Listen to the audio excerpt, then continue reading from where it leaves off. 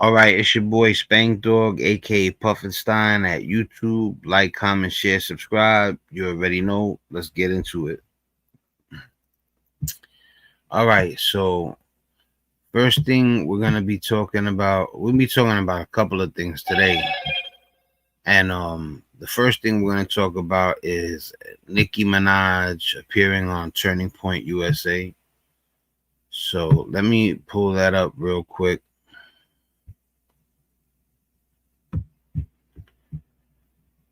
You know, little disappointed in Nicki.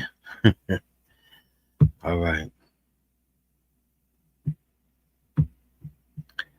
Yeah, I don't know what's up. She's wilding. You know, like I said, I try to keep it not too judgmental. You know what I'm saying? Anyway, the video speaks for itself. You know. So let me get that rocking and rolling.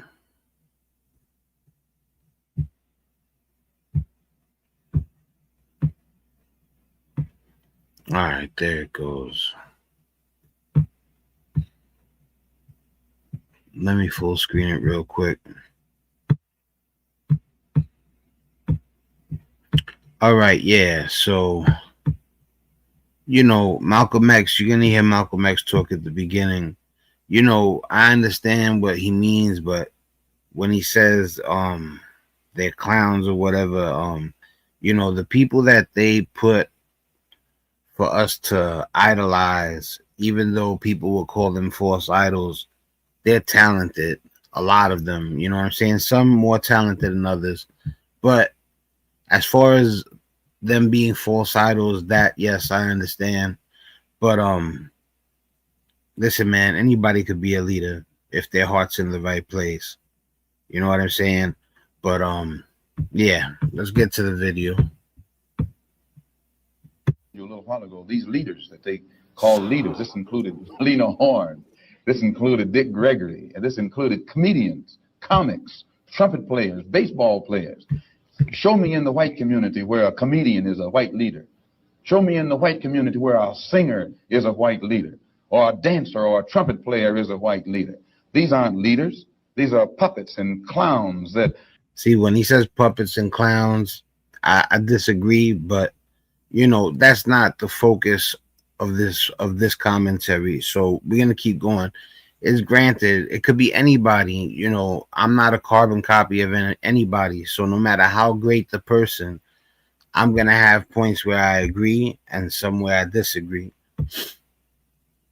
Have been set up over the white community and over the black community by the white community, and have been made celebrities, and usually say exactly what they know that the white man wants to hear.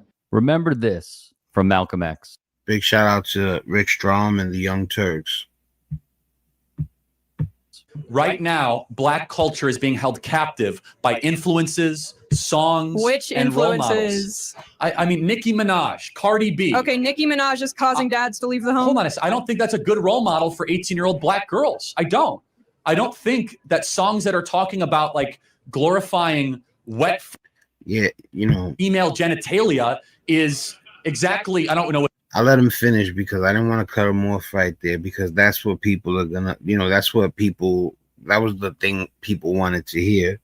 But I don't think he was a good role model.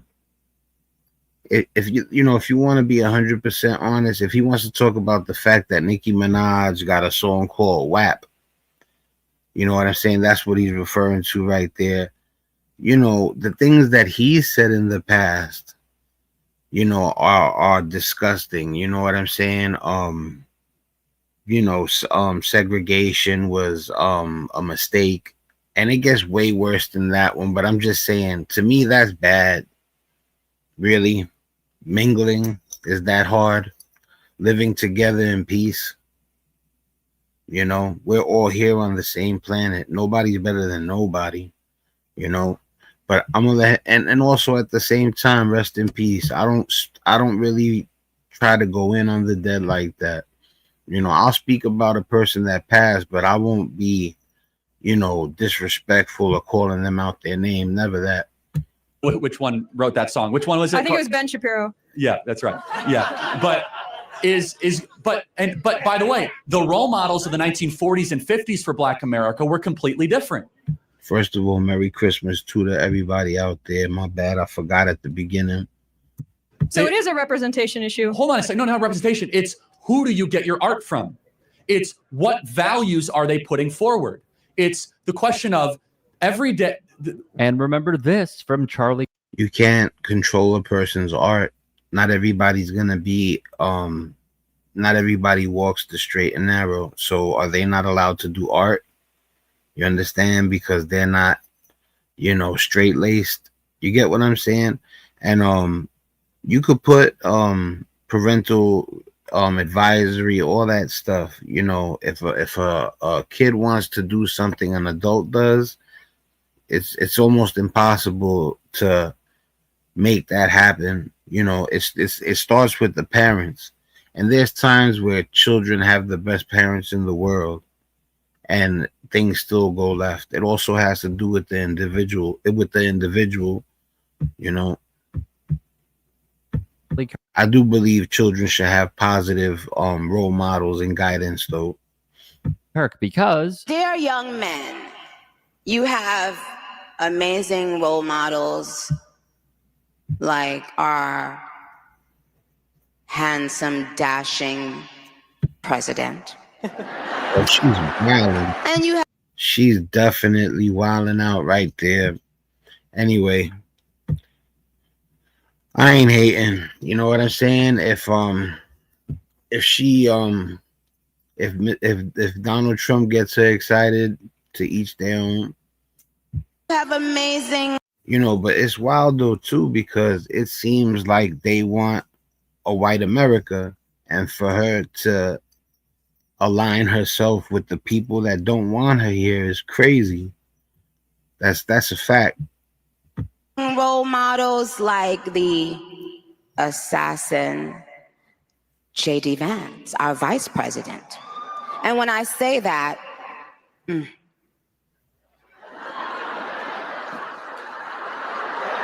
for boys, people think money makes them.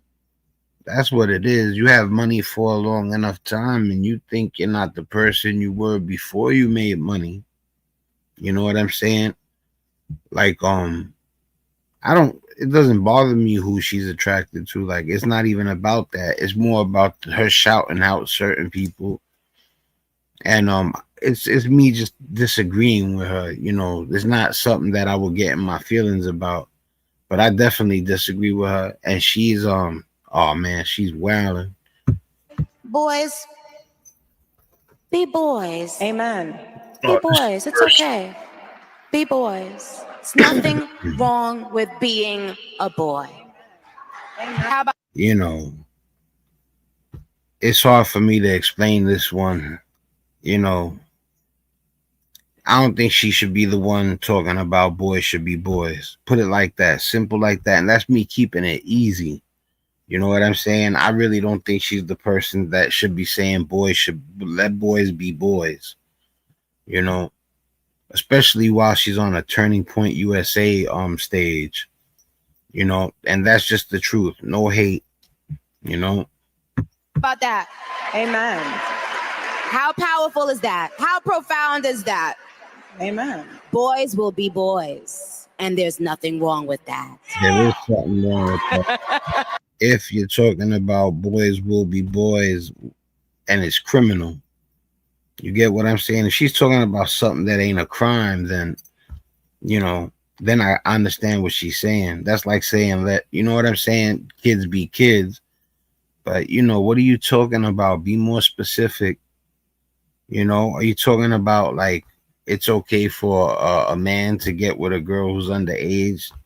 You know what I'm saying? Because if that's where you're going, put it like this. The things that are alleged to have gone on Epstein Island and the people that were with him while he was doing it, that's beyond not okay. And there's a lot of other things going on that are not just not okay, are criminal, But like I said, we're going to let them finish. Yeah, that's what I want to say. Kirk's widow, Erica, shared the stage with none other than Nicki Minaj. It was an odd appearance. As Higher Learning's Rachel Lindsay would note. This is the least, I was not shocked to see her walking out hand in hand with Erica Kirk. I don't even know if Nicki Minaj was aware of where she was. Did you watch it? I did. It was one of the most awkward things. Nicki Minaj is not well. And neither is this whole movement, this TPUSA, this AmFest, whatever you want. I agree with her 100%. She's not pulling no punches like I was. I call it. It was a joke. Nicki Minaj goes on rants attacking Black children, but then wants to sit on that stage and preach for us Black women, allegedly, to not attack white children. But she attacks Black children. Let's not forget her unhinged tweets towards Cardi B's children. She does that, but then she's accusing us of doing that. Nobody's doing that. Your husband and brother are pedophiles. Oh shit! And they have been convicted, and you constantly defend them. But you're sitting on stage with people who are supposed to be the party that's about. See, when she goes, boys will be boys. That's what makes it. People think about her brothers. Like her brothers weren't even part of the conversation. When she said boys will be boys, it makes people wonder if she's defending her brothers. Now, they got punished for their crimes, I believe. So I'm not even talking about them. I'm talking about people that haven't been punished for their crimes. You understand what I'm saying? Like, certain high-powered people that get away with murder.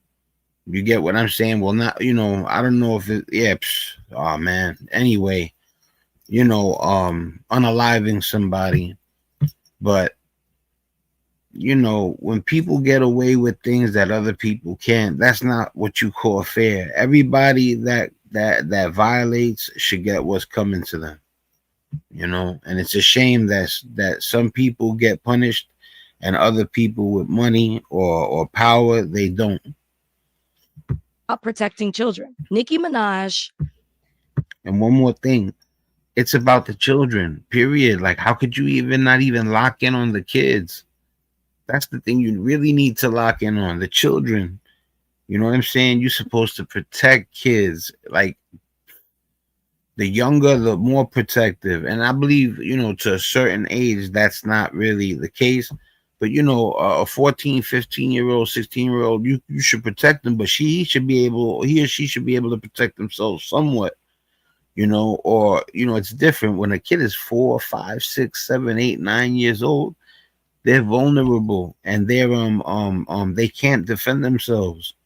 You're supposed to want to defend a child if they're being attacked or in trouble,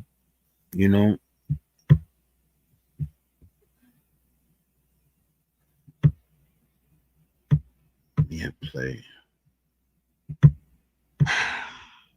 She's full of contradictions. She's aligned herself with the correct party because that's a party that does that as well. They claim to be Christians and in step with Christ-like principles, yet they spew hatred, division, and lies. That's what Nicki Minaj is. She sat up there as a walking contradiction. Nothing Nicki Minaj did on that stage was of sound mind. It felt deranged at times. And I don't even know if she realizes that she's being used as a pawn or that. I have no problem with a person wanting to get away from a poverty-stricken environment to a better place. That's logical. I do have a problem with somebody forgetting where they came from and acting like once they got money that the other people, and then you defend or roll with people that wanna, get rid of where you come from, the people that are at where you come from right now. They want to get rid of them and you're aligning yourself with them. That's no-go. That she is a fool. She is propaganda, being used as propaganda to further their agenda. She won't be the first. She won't be the last. I could care less about Nicki Minaj going on it. The same way that you talk about why do they think that we care? Nothing but facts here. Furthermore, I will never support it. Yes. When you go against your own identity, whether that be being a woman, being a part of the LGBT She says something very smart. community, being Black, whatever, when you decide to actively go against your marginalized identity for personal gain, i.e., being a, you will lose every ounce of respect I have for you. There are a myriad of guesses of why Nicki Minaj is doing the things that she's doing. Yes, that's a part of it. She's absolutely getting something out of this agreement because we've never really watched her engaged in politics before in this way. Money makes people crazy, man. Yo, listen, man. If you're hearing this and you let money affect you to the point where you don't make logical decisions, you'll go against something you know in your head is wrong, and you'll still do it even though you know it's wrong. Oh yes, especially if you're straight, especially if you have enough to take care of yourself. And that's not me saying it's okay to do something if you can't take care of yourself, but it's more understandable. You know what I'm saying? If you're doing good, why would you do stuff that's horrible? And certain crimes are worse than others. She's about to say something very smart. So yes, there is something that our ex-sister is getting out of this exchange, right? But dare I say, I do have expectations of Black folks, regardless if I know them or not. And I think the bare minimum expectation is that you at least fight for the rights of your own people. And going to a Turning Point USA event hosted by the very people who want your Black ass out of this country. Hosted by the very people that want your Black ass out of this country. Though, I mean, like, everything she said was smart, but those were the lines right there. Is just so heartbreaking. I Am Jamila on TikTok put it quite well. After yesterday's appearance with Erica Kirk at the Big shout out to I Am Jamila on TikTok. Turning Point conference, Nicki Minaj has lost over 6 million followers, leading her to Oh, so listen, let me tell you something. If you think I'm wrong, 6 million people think you're wrong. All right. And I'm gonna tell you something. I went to do this. Even though I seen some of it, I went to do this before I seen that. Which means I was one of the 6 million before I knew there were 6 million other people that agreed with me. You know what I'm saying? And look, let me tell you something. I don't want to be on some. Listen, first of all, I don't hate Nicki Minaj. You know what I'm saying? I think she's wrong. You get what I'm saying? Like, I'm trying to do this YouTube channel and it's not about how I feel about you. It's about whether I think you're right or you're wrong. And then it goes further than that. It goes to the point where it's like, are you wicked? Are you evil? You know what I'm saying? Like, I don't know if Nicki Minaj is wicked or if she thinks she's right. And still, this is my opinion, because if you be on some like, nah, that's what it is, because I say so. People look at you like you think your word is God. And I don't think that. This is what I'm just saying I feel in my heart. And what I feel in my heart is when I see her doing this, I say to myself, what is she doing? She's not the first. There's a lot of people out there. Let's hear what my man got to say, though. delete her socials. She started off by the gram. She is no longer on the gram. As you guys can see here, it's all just fan pages that are made. Nicki Minaj has lost over 10 million followers in the past 24 hours across all her socials. He said 6 million. Now he said 10 million. Since I disagree with her, I hope it's 10. Spotify numbers have gone down tremendously. People have unsaved, unliked, unfollowed every single album, single, or anything of Nicki Minaj that they have liked in the past, bringing her numbers to plummet. After comments made about the trans community, the LGBTQIA community has responded and have completely turned their backs on Nicki. Learn Excel in 7 days and start finishing work earlier. This course turns every lesson into quick. Sebastian then brought up, I don't care about your sexual preference neither. As long as you ain't a piece of crap, as long as you're a good person, that's it. That's what matters. how she has lost millions of fans worldwide. All right, I have a few thoughts on this. The first is listen to Malcolm X, read Malcolm X. The second, this is the homie right here. Yeah, and with the Malcolm X thing, like I said, I just disagreed with that point. Trust me, I know Malcolm X was a beyond a brilliant man, but I just didn't agree with that one thing. There's entertainers out here that are so brilliant, geniuses. You know, I think he was just trying to make the point of that. You know, there's leaders, and they're not certain rappers, certain singers. They're not what you would need in a leader. I get that, but you know, he went in a little bit. But like I said, Rick Strom too, and he says it right here, Rick Strom. I echo his sentiment. Ready? of fans worldwide. All right, I have a few thoughts on this. The first is listen to Malcolm X, read Malcolm X. The second is it's incredible that people who are fans of Nicki Minaj will remain fans after this. Do you not see what she is doing to you? Yeah, my fans are in the LGBTQ plus community. Yeah, they're there. But you know what I care more about than my fans? Feeding them to the wolves.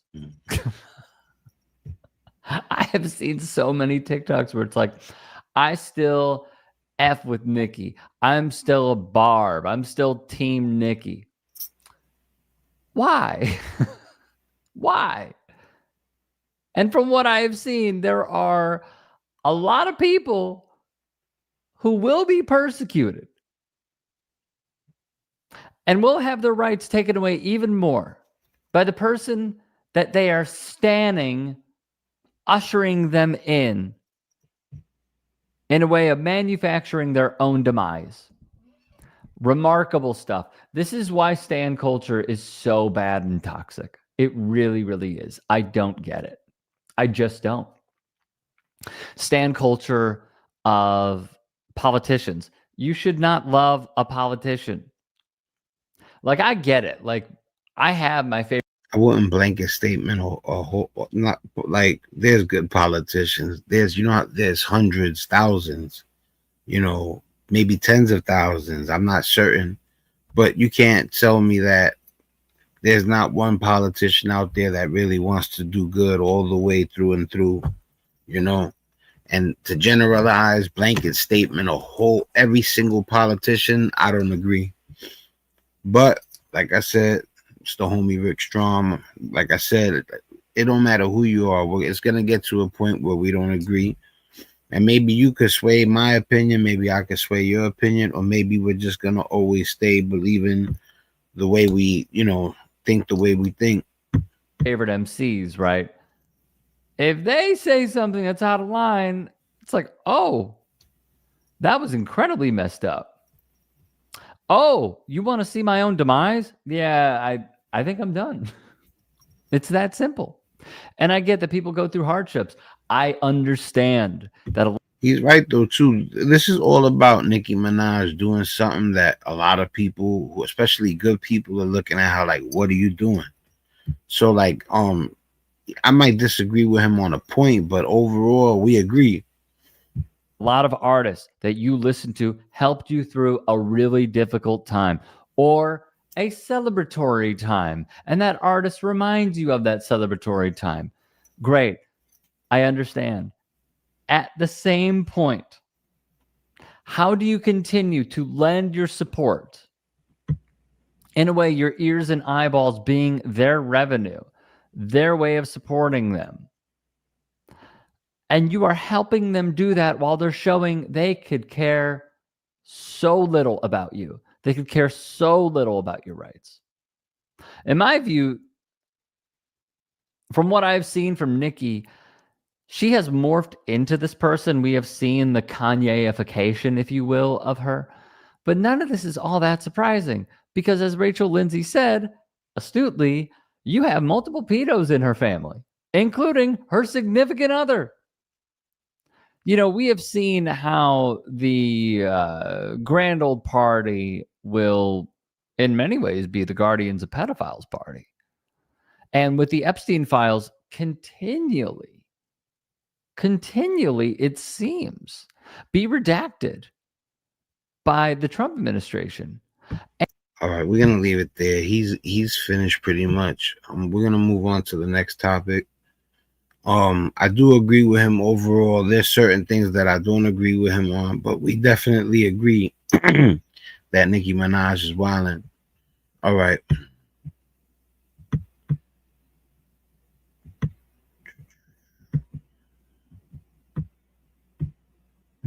All right, so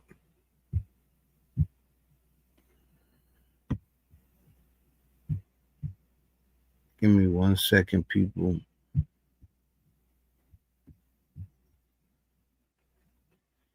All right, we're gonna be getting into some weird stories right now.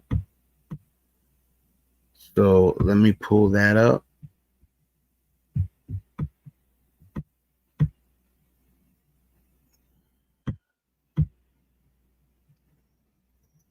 Yeah, you know, like I said, man, she's wrong at the end of it all. That's it, period. That's how I feel.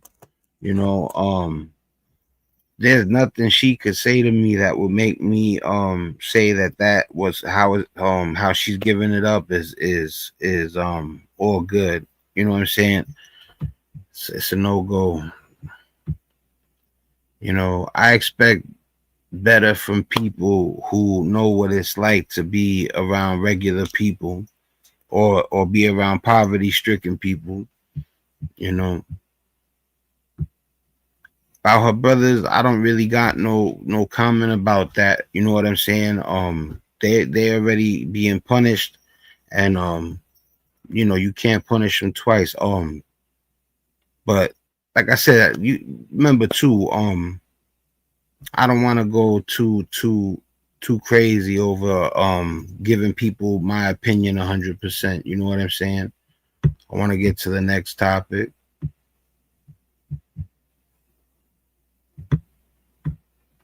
All right, people.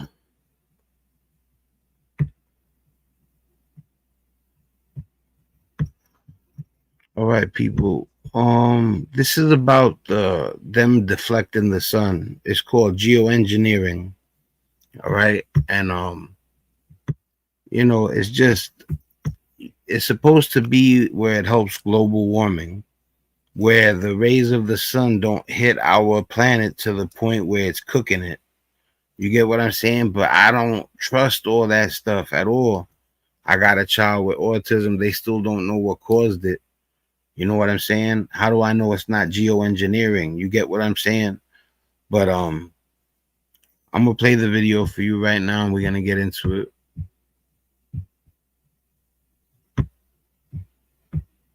Let me full screen it real quick. I do have a lot to talk about in today's video. For example, it sounds like, again, Merry Christmas, y'all. They're working on Project Bluebeam over in California. And when it comes to Nuno Loureiro, there's more insight on what he was working. Oh, I bust out the 6 hoodie. You got that. This hoodie number 6.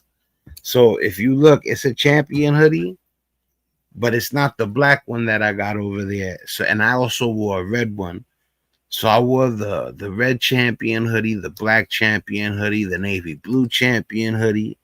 I wore the acid washed hoodie, the other acid washed hoodie, and I wore another one. I forget which one it is. I believe this is the 6th episode where the hoodie challenge is still going. 6 lives, 6 different hoodies.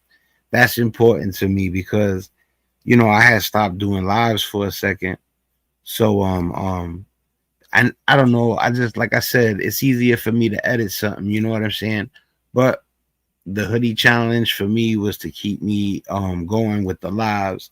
So this is the 6th live. It's gonna be over an hour and a half, 2 hours. And yeah, we rocking out, man. That's it. Merry Christmas. If y'all want to come through ever, this the man cave. You know what I'm saying? This Spank Dog's man cave, this Puffinstein's channel, basement click up in here, and you are welcome. You know, as long as you official, as long as you're a good person, you welcome. Even if you ain't that, you know what I'm saying? All inclusive, man. As long as you ain't evil, you know what I'm saying? I don't even give a shit if you got a little hate in your blood, you know. You keep it cordial. Like I said, with the Nicki Minaj thing, look, I'm gonna keep it official. With the Nicki Minaj thing, right? When it comes to a person hurting a child, it's off with your head type shit. You get me? Like, you know what I'm saying? Like, I don't, you know, I didn't want it to be where I gave my opinion like that, where like it feels like I'm judging people. But man, listen, man, forget that. You know, if you mess with a child, you know, it's a green light. You already know what it is, man. You know, and I had to get that off my chest before we proceeded on. Now, like I said, you know, they got sentenced. Whatever their punishment is, they eating that right now. So, like I said, I don't got nothing to say about a person that's doing their punishment, doing their time. You know what I'm saying is that there's a bunch of people out there doing the same type of shit, and they're getting away with it. You know. So let's get on to this. This is gonna get you a little steamed, and it's crazy. No pun intended. But they're putting stuff in the air, you know. Before it was some sort of aerosol that deflects the sun, but now they're gonna put satellites into the sky, and I believe something's gonna be released from them, and it's something that that's what I was gonna tell you guys too. All these things that you're seeing in the sky, I would believe not all of it is real. Some of these things are projections, you know, creations. And what happens is new technology could make something in the sky look like it's really there. You know, so I'll just tell you, I'm not saying everything that we see in the sky is not there, but I'm saying some of that stuff, just keep an open mind. Don't let them sell you on the alien thing like that. All right, let's get back into this. Working on, and it's very, very interesting. And it sounds like there was another MIT scientist who is also working on something very similar, who may have met a very similar fate. But before I go ahead and get into that, I do want to go ahead and talk about this. Hey, remember when Charlie Kirk got shot and people realized that Google Analytics has a feature you can use to see what people have searched around an event, and that someone discovered that people were searching Charlie Kirk's death before the day that he was actually shot? Remember that? And remember all of those other major events that you can also look on Google Analytics, and you can see that people were searching that same very thing before the event even happened? Well, a new one was just discovered. In the last 90 days, Israel has had a spike of 100 or more people searching the term you can see at the top, Disneyland terrorist. Here's another. The reason I thought it was about the sun was because I seen the solar panels, but I forgot the first segment is about the Google search. This is so wild. I'm gonna rewind it. This is going back to the beginning, y'all.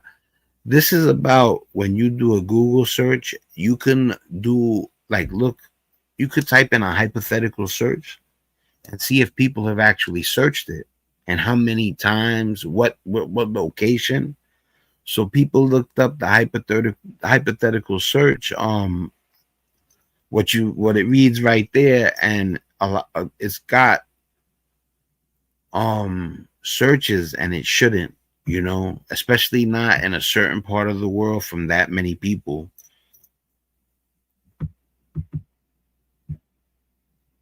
I do have a lot to talk about in today's video. For example, it sounds like they're working on Project Bluebeam over in California. And when it comes to Nuno Loureiro, there's more insight on what he was working on, and it's very, very interesting. And it sounds like there was another MIT scientist who was also working on something very similar, who may have met a very similar fate. But before I go ahead and get into that, I do want to go ahead and talk about this.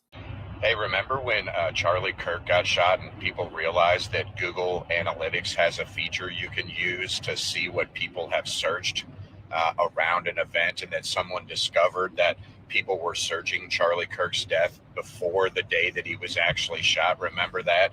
And remember all of those other major events that you can also look on Google Analytics and you can see that people were searching that same very thing. My man got the ill beard, right? But yeah, man, like what he's saying is so wild that they could detect that what people search. My bad to even stop it again. I want this one to play. Before the event even happened, well, a new one was just discovered. In the last 90 days, Israel has had a spike of 100 or more people searching the term you can see at the top, Disneyland terrorist. Here's another one, 100 people or more that have searched ISIS attacks Disneyland. And here's another one, Disneyland bombing.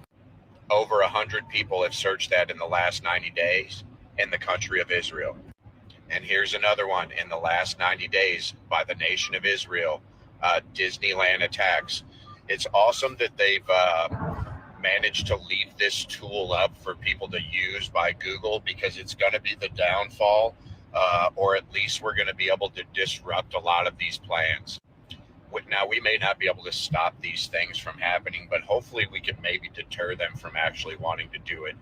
If this still happens, if anything happens at Disneyland anytime in the near future, remember this video, save it, share it with others. Yo, they should not stop that thing that they have where it counts the searches. They should definitely leave that. If Google gets rid of that, it's horrible. That is such a cool attribute. Other people, I promise you, they're either going to not do it anymore because people have found out that the method to discovering this stuff, or it's going to happen and they're going to say, it was just a coincidence. So I did do it myself to test it, and it is indeed still there. So yes, there have been multiple instances of certain locations searching the names of people involved in certain events, or even the events themselves prior to them happening on Google Trends. For example, one of the most popular is that the name Tyler Robinson was being heavily searched in this location about a couple weeks or even a month prior to what supposedly happened to Charlie Kirk. Drop a comment about that. If you got a comment about Tyler Robinson being searched before the shooting, drop a comment. That's wild to me. Why would it be searched so much before it happens? That doesn't make any sense at all. There's no logical explanation for that. Let us also not forget the book that was found on Amazon as well that detailed the events of what took place with Charlie Kirk that day prior to that day. So yeah, something fishy, very fishy, is going on with Google Trends. I also like this individual's theory that if we find this stuff ahead of time and we put it out there, it stops whatever they are doing. This is what I theorized about September 23rd and September 11th.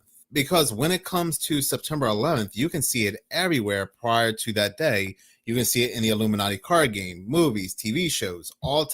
Yo, how wild is that though? Because there's something to it. I don't care what nobody says. There is no logical explanation for 100 searches to come over a topic like that from the same exact area. You know, and 100 searches is not a lot, but still from the same place. You know, and let's say, and that's if they're not baiting people. You get what I'm saying? Like, people are crazy. I would never buy into nothing 100%, but they're baiting people. I mean, baiting people happens. So, you know, you never know if they know people are watching and they made those searches happen on purpose. But I really doubt that. That's probably the only logical explanation, and I really don't think that's the case. You know, and that option that they have on Google, they should never take it out. You know, if you want to do a search like that, then just know they're counting them. You know what I'm saying?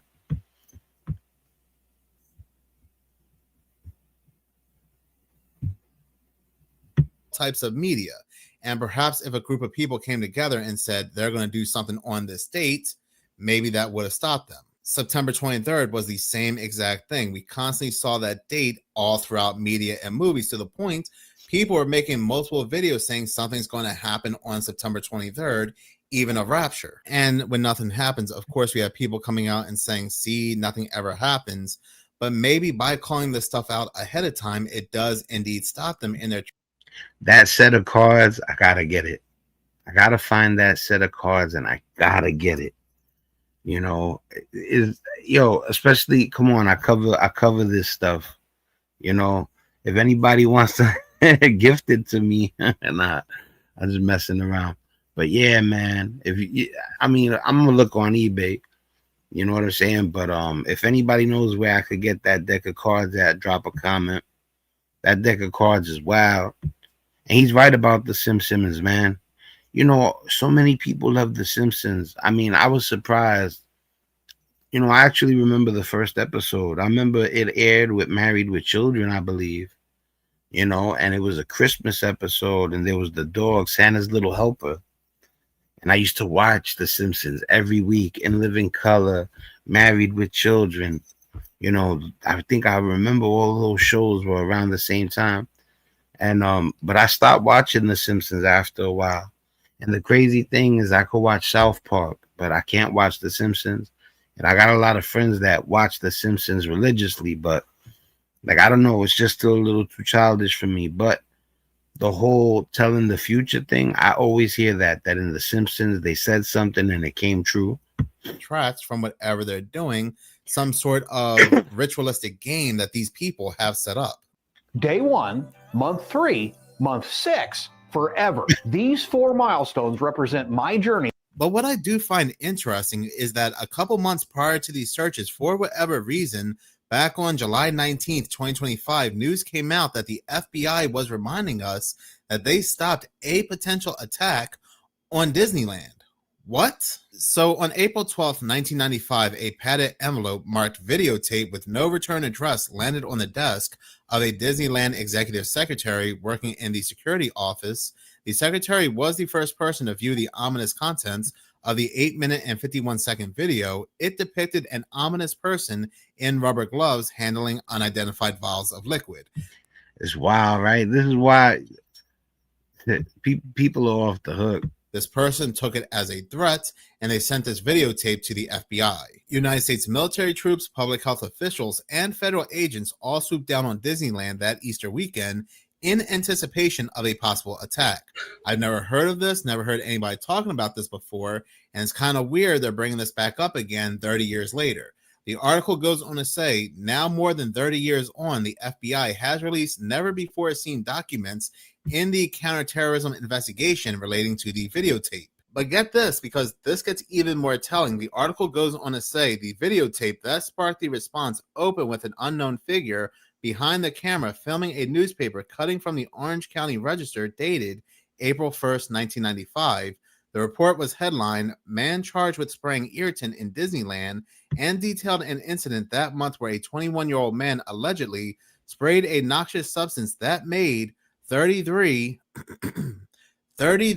people sick in the Space Mountain ride. So those of you who watch the channel would know that 33 is a significant number, you know, and I believe it's tied into the Masons, the Freemasons, but forget exactly what the number 33 stands for, but I'll look it up. Matter of fact, let me see right now. Do it while we live. What does the number 33 stand for?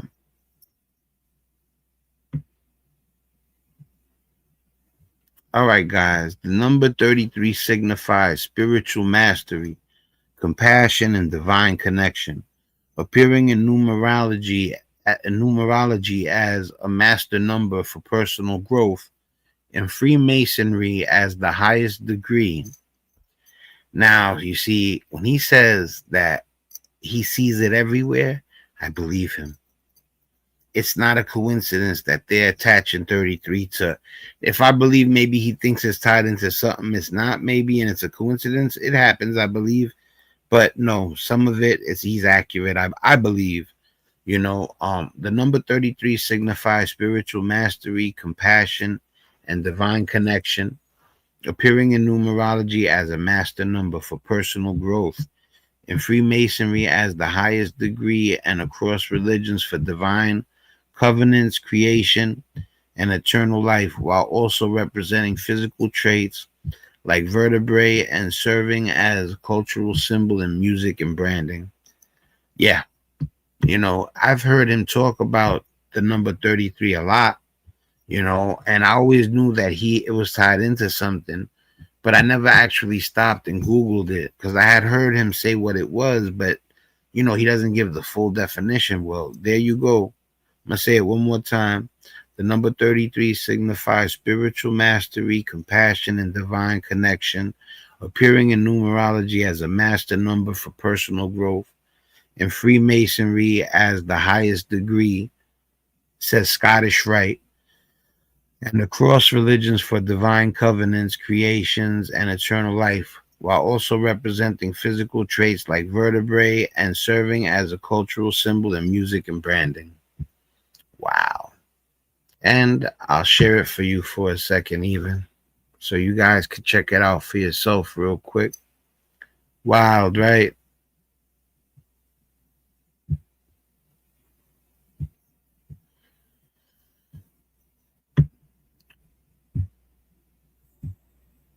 All right, cool. Let's get back to that.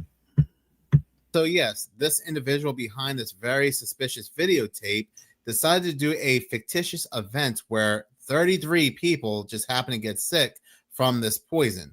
I mean, I guess he just happened to pick the number 33 out of random, no meaning whatsoever. The videotape also shown a clock pointing at the number 9 and showing the date April 14th, 1995, but the video was received on April 12th. Very weird. Again, I have no idea why the FBI is bringing this back to light, an event that I don't remember many people talking about. Then a couple months later, we get these very suspicious searches on Google Trends. Again, it seems like a ritual where they want us to put 2 and 2 together, find these things, and call it out.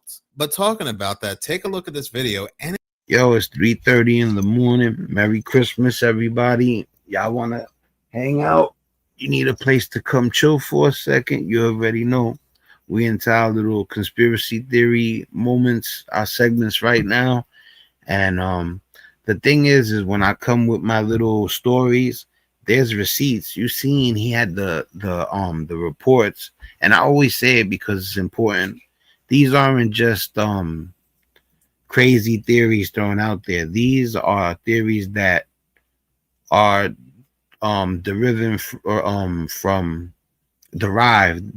from news reports. So there's actual facts, that are the roots of these stories. You know what I'm saying? So these are better than others.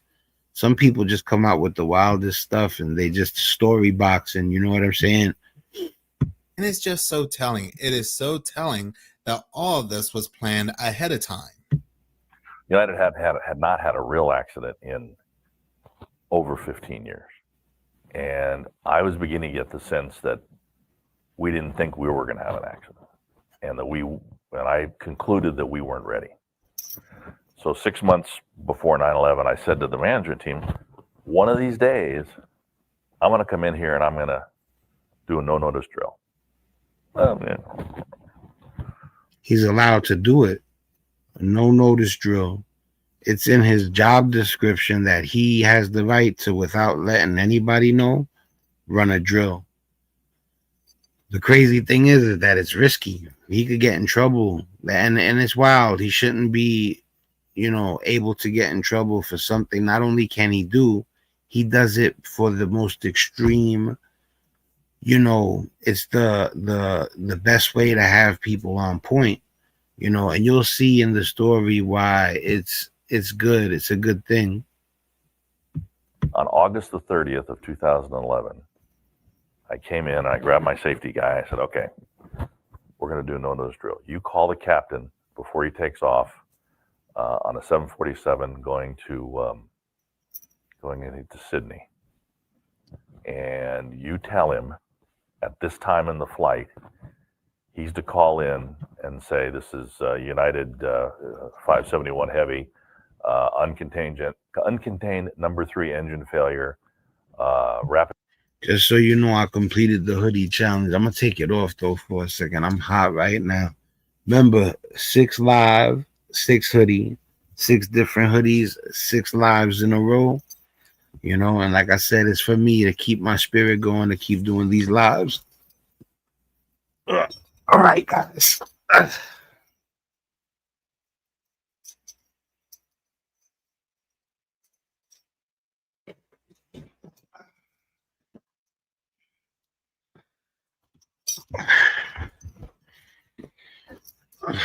Yeah, I needed some fresh air. All right, guys, let's go. A descent, decompression, and then stop halfway through the word decompression, and then go dead, silent. So only the safety guy and me knew, and I knew about it. So come around 2 o'clock in the afternoon, my secretary comes barreling into the office. Andy, we have a crisis. 400. It's called a 747 and 400. The code in the airline. 400 has lost contact over the Pacific. So I run over to the crisis center or to the ops center, and they can't raise him. So I open the crisis center. He got cojones. I'll give him that. And I open the crisis center. Those 3,000 pages go out. There are people throwing up in the hall. There are people crying. People just staring out the windows. And I let it go on for a half an hour. And then I get on the crisis center comlink, which has got 170 stations and people all over the country, all over the world. And I say, this has been a no-notice drill. There is no event. Everything's fine. Oh my God. I had people wanting me fired like I have never. Whatever I did in my life up until then was easy because I had the board members calling, I had the unions demanding I be fired, I have people telling me I'm the most evil person in the world. And it's amazing after 9/11, 11 days later, how many people came up to me and thanked me because we were ready. As ready as you can be, but all the phone numbers worked, all the people knew what to do. They'd had an emotional shock to their system. He got lucky that he did it that quick. Let me tell you something. What he's telling you guys is, you know, and I know most of you get it, but for anybody that missed it, he's saying that if he wouldn't have did what he did, 9/11 would have been worse. Facts. That's what he's saying. I mean, if he's keeping it real, you know what I'm saying? And United performed better and was their finest hour for that month after 9/11. So you hear that? 11 days prior to this happening, they were testing to make sure they were ready, that all the systems were ready, all the phones were ready, and not just that, but people were emotionally ready because they already had this shock to their system. United conducting this no-notice drill, and as coincidence may have it, the 2 planes involved were United. Can't make it up. Can't make it up even if you wanted to. But moving on, I found this article to be very interesting, and it kind of correlates to my most recent video I made on my other channel, Seconds of Horror, that has to do about quote-unquote aliens and Project BB. Now, I'll get into how it connects in a minute, but this article is titled, Goodbye to Dark Nights on Earth, California startup Reflect Orbital, that's the company's name, plans 4,000 space mirrors and sets off alarm bells among astronomers. This is what I was telling you guys about at the beginning of the segment, or beginning of this video. Yeah, you know, I told you, man, they're playing with the sun, you know, and it's called geoengineering. It's supposed to be a legit thing. I'm not saying that it's not, if done the right way. And I'm not even saying they're not doing it the right way. I'm saying it's crazy, though, that this is what it's come to, you know, and I don't trust it. Listen to what he just said. I'm like I said, since we're live, I'll rewind it. You know, edited commentary. You're not gonna see any rewind. But since we're alive, I'm gonna rewind it. What he's just said is so important. This is insane, people. Pay attention.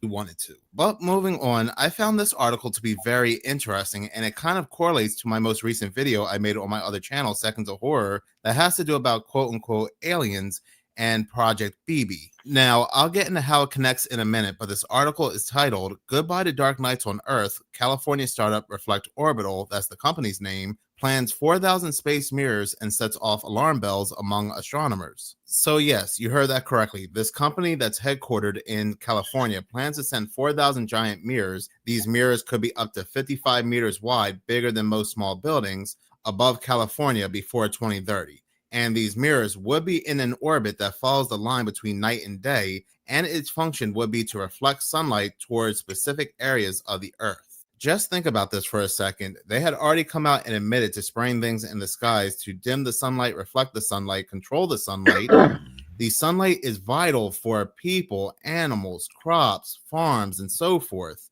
But also is the moonlight. The moonlight is very vital. That's why, too, like, even if you have good intentions, which I'm not certain about that neither, what if you're wrong? You're playing with something you shouldn't play with.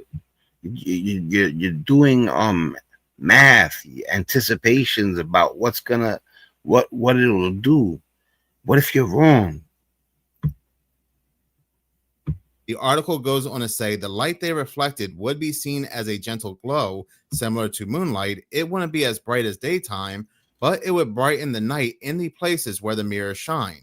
The light reflected by the mirrors could be 4 times brighter than the full moon, which can affect migrating birds, nocturnal animals, wildlife across large distances over 60 miles away, and human sleep cycles and natural rhythms. So not only are they controlling the natural sunlight, which we need, all of us need, nature needs, but they're also controlling the very vital moonlight. This is so evil. The company has already requested permission to launch its first test satellite called Arendelle 1, and it is expected to put it into orbit in April of 2026. During this test, people in certain places could see the reflection as a bright moving star in the sky. You see, he already made up his mind about it. He said this is so evil.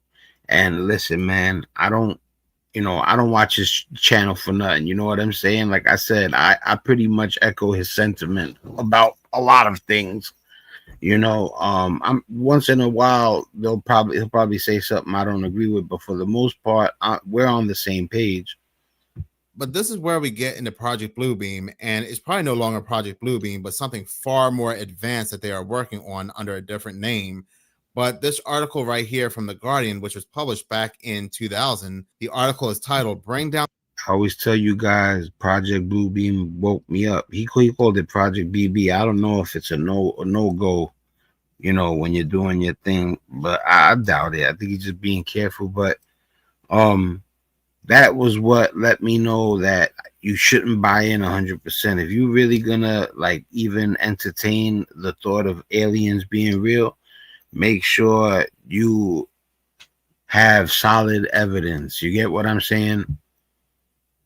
On the wrath of God on evil men. Back in 1990-1991, the United States Air Force wanted a complete, flawless victory over the Iraqi forces during the Gulf conflict, and one of the ways they were going to go ahead and achieve this was to use a giant hologram of Allah over Iraq. Not only were they going to be able to see Allah, but they were also going to be able to hear Allah. That's what I told you about the stuff in the sky, all the UAVs, the UFOs, all the stuff that you see, all these crazy things. Like out on the channel the other day, I did the flying octopuses. There's these things that look like squids. Now, like I said, I don't know. It looks crazy. They be popping up out of nowhere. They move fast, and you gotta they're not really big in the sky. So you gotta catch them. Like you gotta pinpoint them. And but like I said, you just never know with all this advanced technology. You know what I'm saying? Listen to what he's telling you. You know what I'm saying?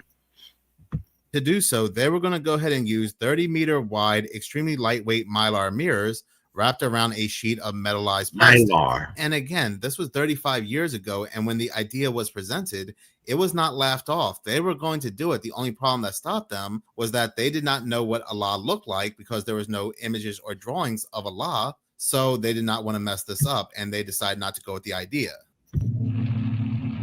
So this is Minakami Village.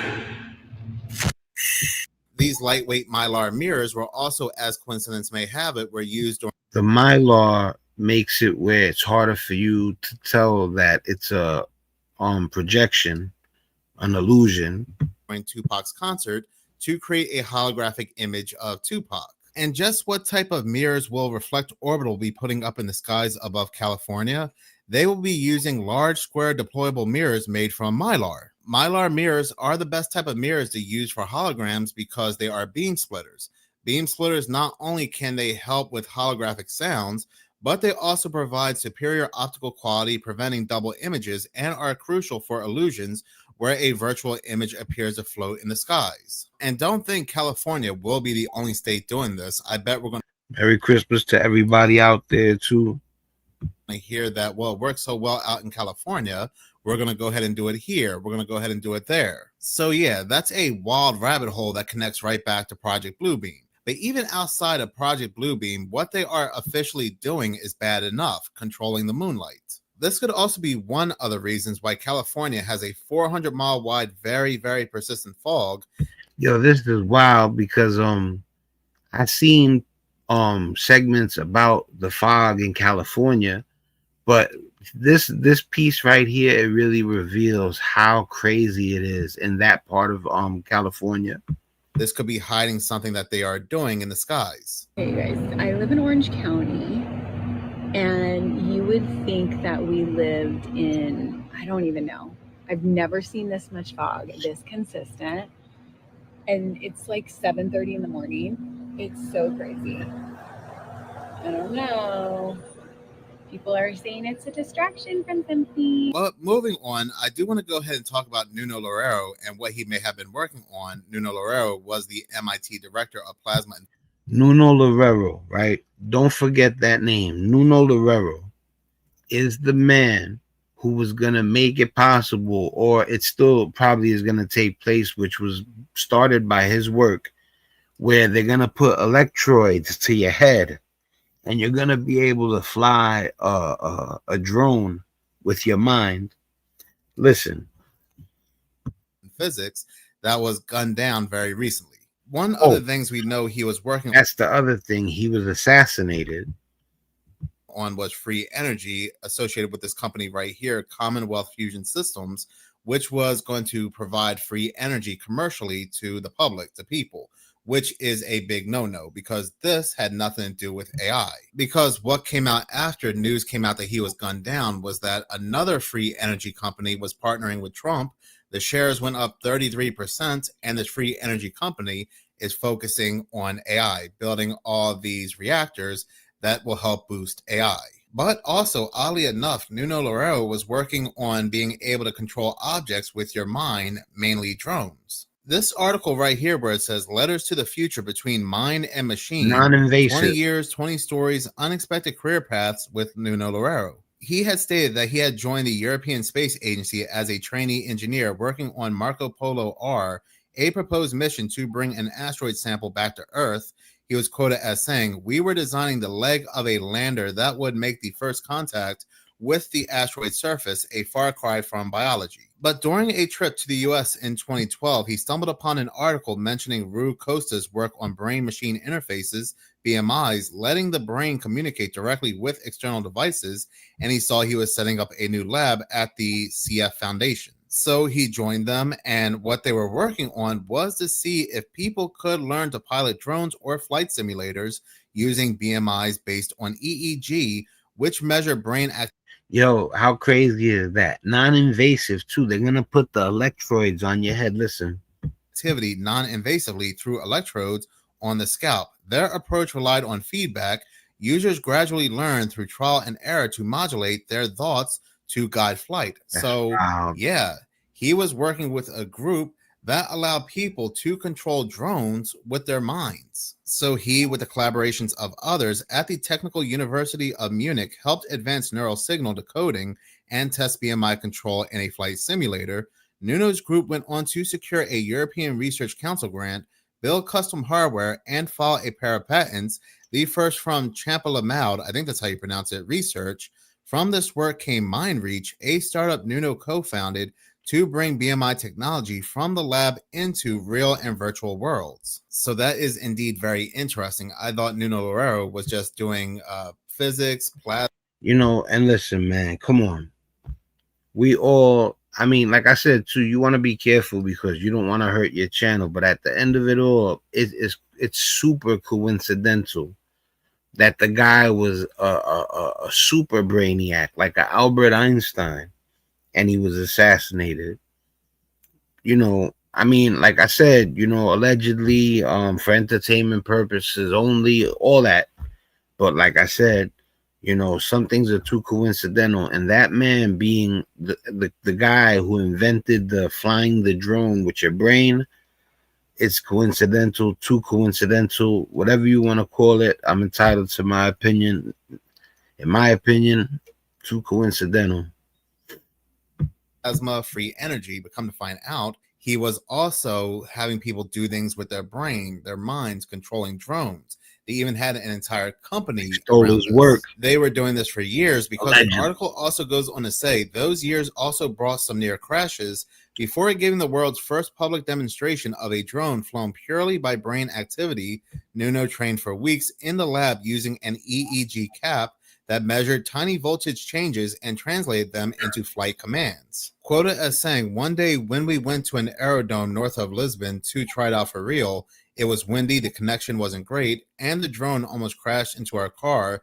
It missed it about 30 centimeters. It could have been an expensive test flight." This is also something that DARPA has been heavily researching, allowing soldiers to potentially control multiple drones or other vehicles without using their hands. But Nuno Loureiro was not the only one around this time. There was another MIT. Technology is so wild. I mean, it's so fast paced. It's like it's the first time people are getting too far ahead of themselves.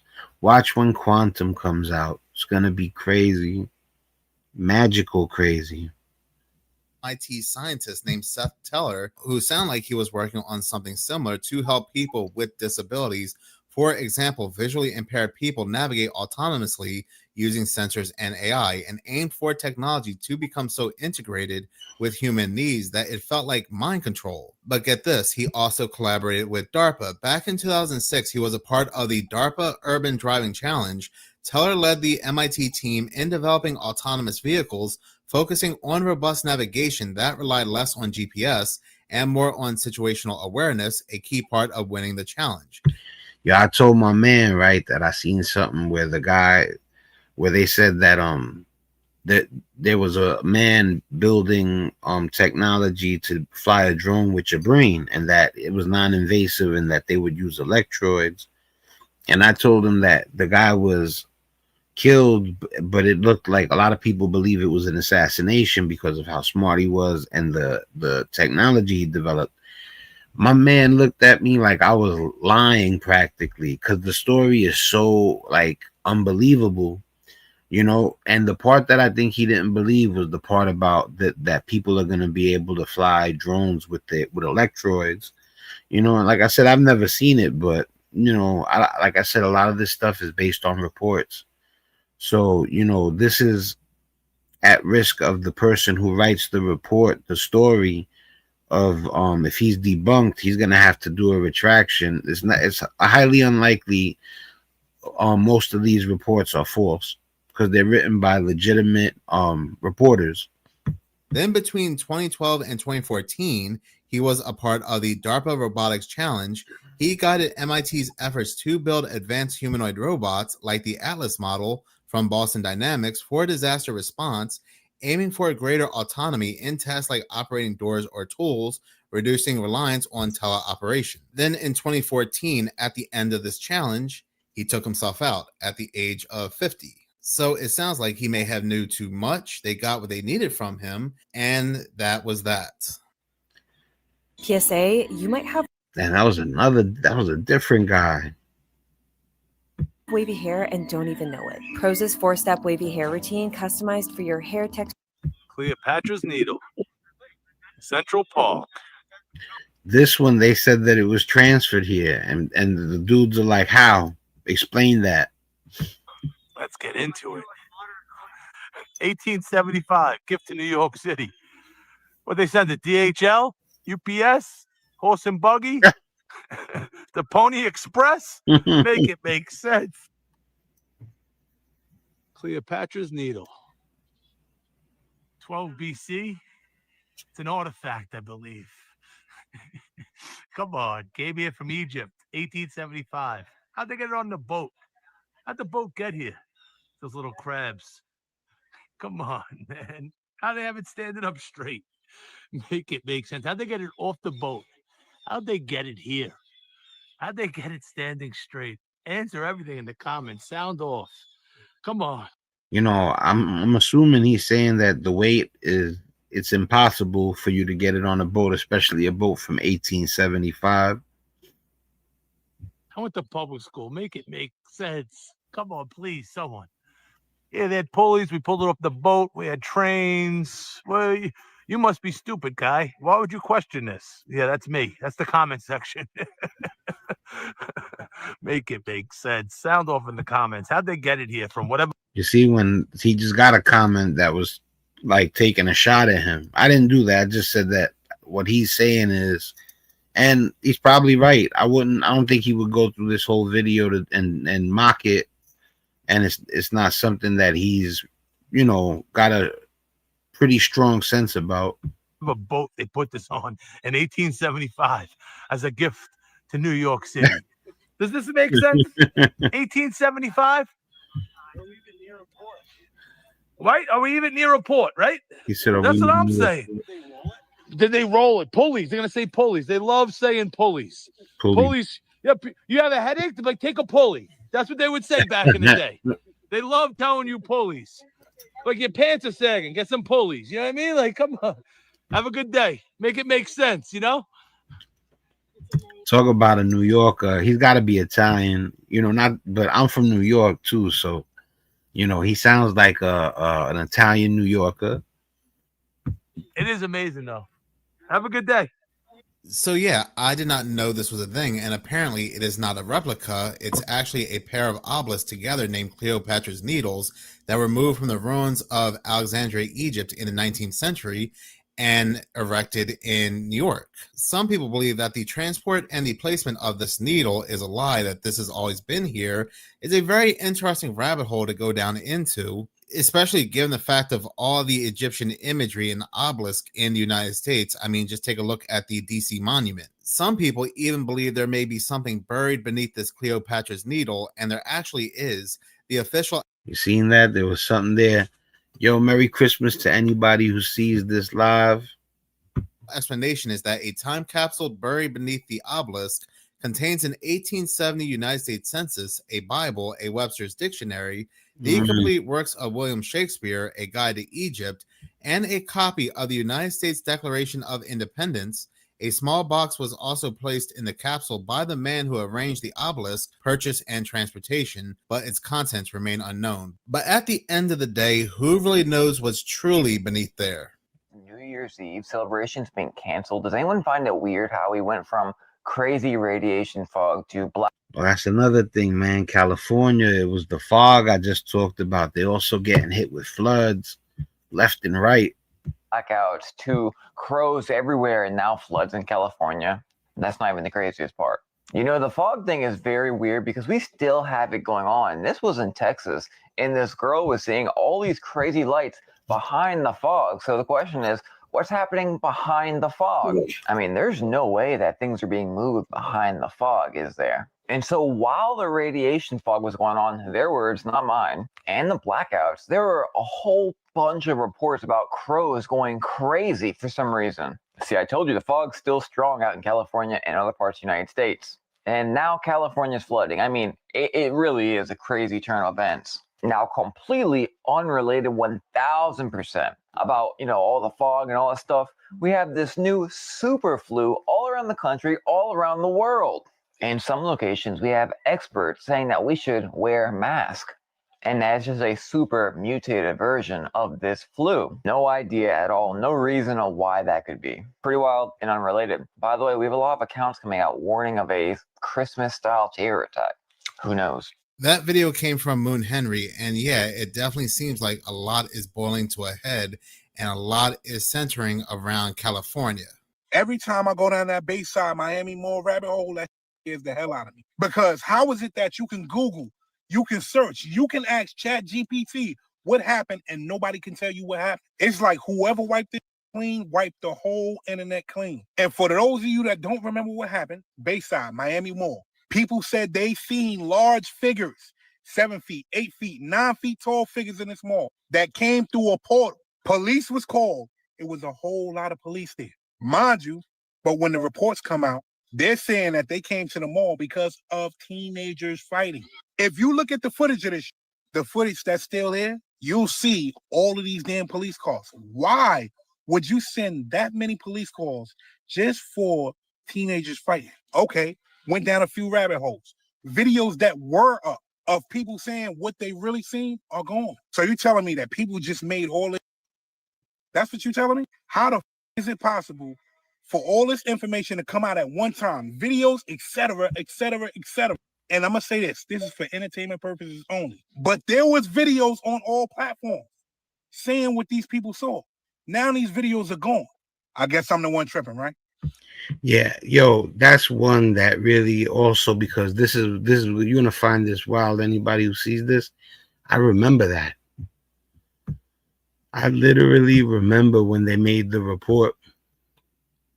When they made the report on the fact that, well, if I remember correctly, I remember them getting a call, because you gotta remember, I watched stuff like this for a long time. Well, the mall, I forget, the Bayside Mall, they said there was a call to the mall, and they said that they had seen aliens, right? And that's how I heard the story. Now, here we are, whatever, a year later, whatever, however long he said, and they're saying that that never happened. Now, I'm not going to say that I heard the real reports. I'm not saying that I didn't hear the rumors. What I'm saying is that I remember when the Bayside Mall got the call and they said that there was aliens at the Bayside Mall. And now they're saying it don't exist. Well, I don't know if I was hearing the rumors from that day or the actual reports, but when I heard the story, it's exactly like homie's telling it. And that's my word, you know. Yo, listen, it is what it is, man. You got to understand too. Most likely, a lot of times it wouldn't have been like that where I know what he's talking about. But I've been paying attention to stuff like this for a while now, you know. And sometimes I'm too into sports, too into politics. But around the time that they said something like that happened, you know, allegedly, I was into this and I was paying attention. And I remember that day.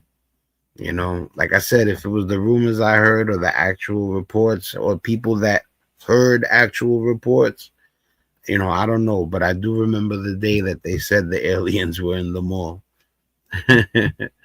All right, guys, let's play it. Teenagers fighting does not mandate a whole true. Police station I remember. to come to Bayside Miami Mall. And if you don't believe any of this, go down the rabbit hole. I've made videos about this before. I'm still confused. I wouldn't lie. I swear. I was doing lives. There might be one of my lives might contain. I'm like, oh, they said there was aliens at the mall. Like, for real. I just do not understand how this happened and we know nothing about it. The Miami Mall aliens news story will always be in my top 5 of the most bizarre things that happened back in 2024. And the strangest part about the whole thing is that I'm from here. I've been to the Bayside Mall. They have cameras everywhere. And there was not a single bit of video footage of inside the mall of these teenagers fighting. We have seen this time and time again when it came to other news stories. But when it came to this particular news story with all these police, there was not one piece of video footage of these teenagers fighting inside this mall. Just a very, like he said, a very eerie rabbit hole to go down into. That video came from Money Bates. Strange sounds have been echoing through several local neighborhoods. People are losing sleep, and neighbors can't quite pinpoint the source. Local 12's Marla Porter is live tonight in Northside with what they are hearing and the frustration this is causing. Hey, Morella. Hi, Kyle. Yeah, Sean Harold is the person who reached out to us. He actually lives in Clifton, and he really just wants to get some answers. Now, he spent last night logging how many times he heard this mysterious noise going on and off through the night. He counted about a dozen times, and all he wants to know is when this is going to stop. Dentists want this ultrasonic device to made illegal in the U.S. And the problem starts right here, in the bathroom. Do you see the problem? When you stop and really listen, the city makes a lot of noise. Speaking of sound, but what people are hearing in Northside, Clifton, and Camp Washington is unusual. With a lot of that city noise, a lot of it becomes pretty regular and you get pretty used to it. So when something like this that's pretty foreign, it kind of stands out to you. This sound is keeping people up at night. Brendan Markham says last night was the loudest it's been in Northside. It almost didn't stop for a couple hours. The duration. Yo, leave in the comment section if you think the noise is being made by somebody in power, you know, and with power up high, whether it's you know, rich people or the government, or if you think it's something otherworldly. Varies from a few seconds to several minutes, and it's difficult to describe. We were hearing this like siren quality noise, whirring, oscillating up and down. The Herald started hearing the sounds 2 weeks ago. I hear a sound in the morning, but I looked and it's a car, I think, you know what I'm saying? But I watch so much of this stuff, like the noise is weird. You know what's crazy? I'm pretty sure I looked. Now I'm going to look again. Because it happens almost every morning. If when it happens like later on or whatever, I'm gonna check, you know. But I think I did check already, and it was a car. But this type of stuff, I have you looking up in the sky all the time.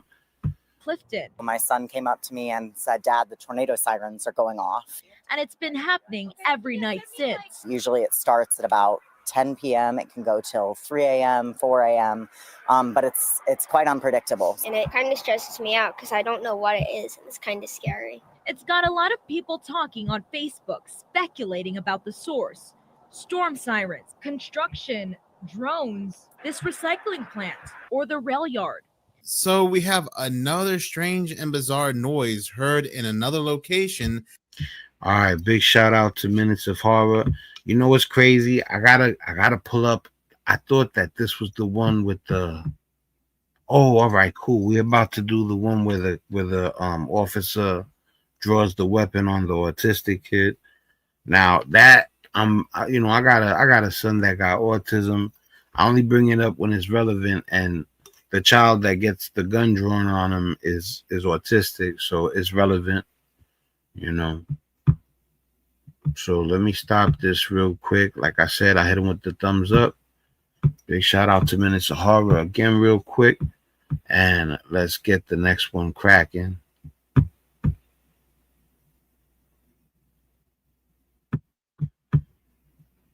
All right, this one is gonna get people upset, you know what I'm saying? But rightly so. I'm pretty sure some people are gonna be fuming.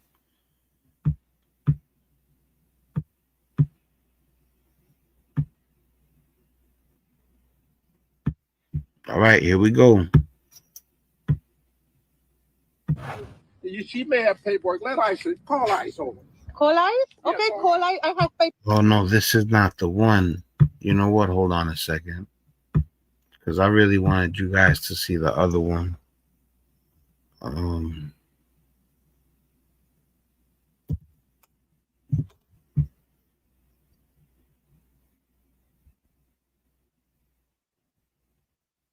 Give me 1 second. I'm gonna find it real quick for you guys.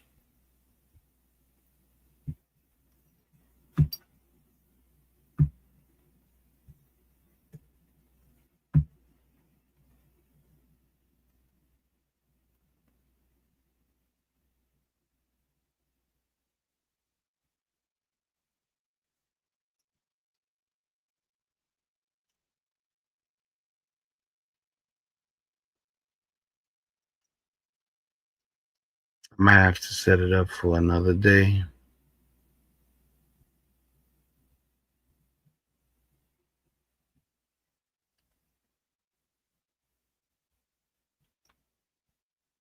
I should be able to find it. It's got to be here somewhere.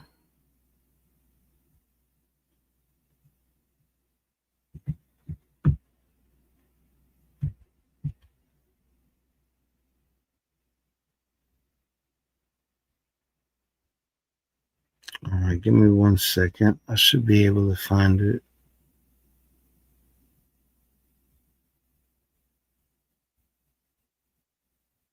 If not, I'll just go on with the ice one.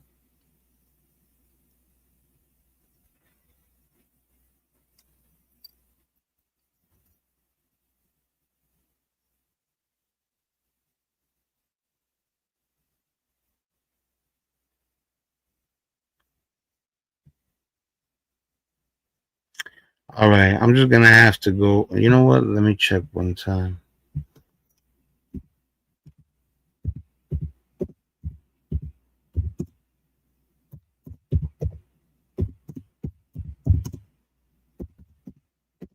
Right.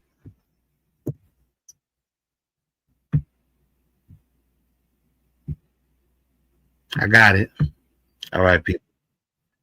That's what it was. It was Rashad Ritchie. I thought it was Rick Strom. It was still TYT. I got you guys right now though, because this is what's in the title. Matter of fact, that was the first. The title of the video starts off. Matter of fact, my display name is about the autistic incident. I mean the gun incident. So let's get it started real quick. Sorry for the little pause, but we're about to really get it popping right now. Okay, let me stop sharing that one. I got you guys. I got you guys. You know, I was gonna give up, but I was like, I got it. I know how to do it, and I caught it. Yeah, man, this cop messes up big time. Like I said, I don't highlight anybody intentionally, not any career choice, not any nationality, nothing. I show you guys what intrigues me, what infuriates me, and what I think you guys would like to see. Period. You know. All right. See, this is why too, you know, I can't help but being like there's a lot of stupid people out there. Because there's a lot of stupid people out there, you know, and I hope you're not one of them.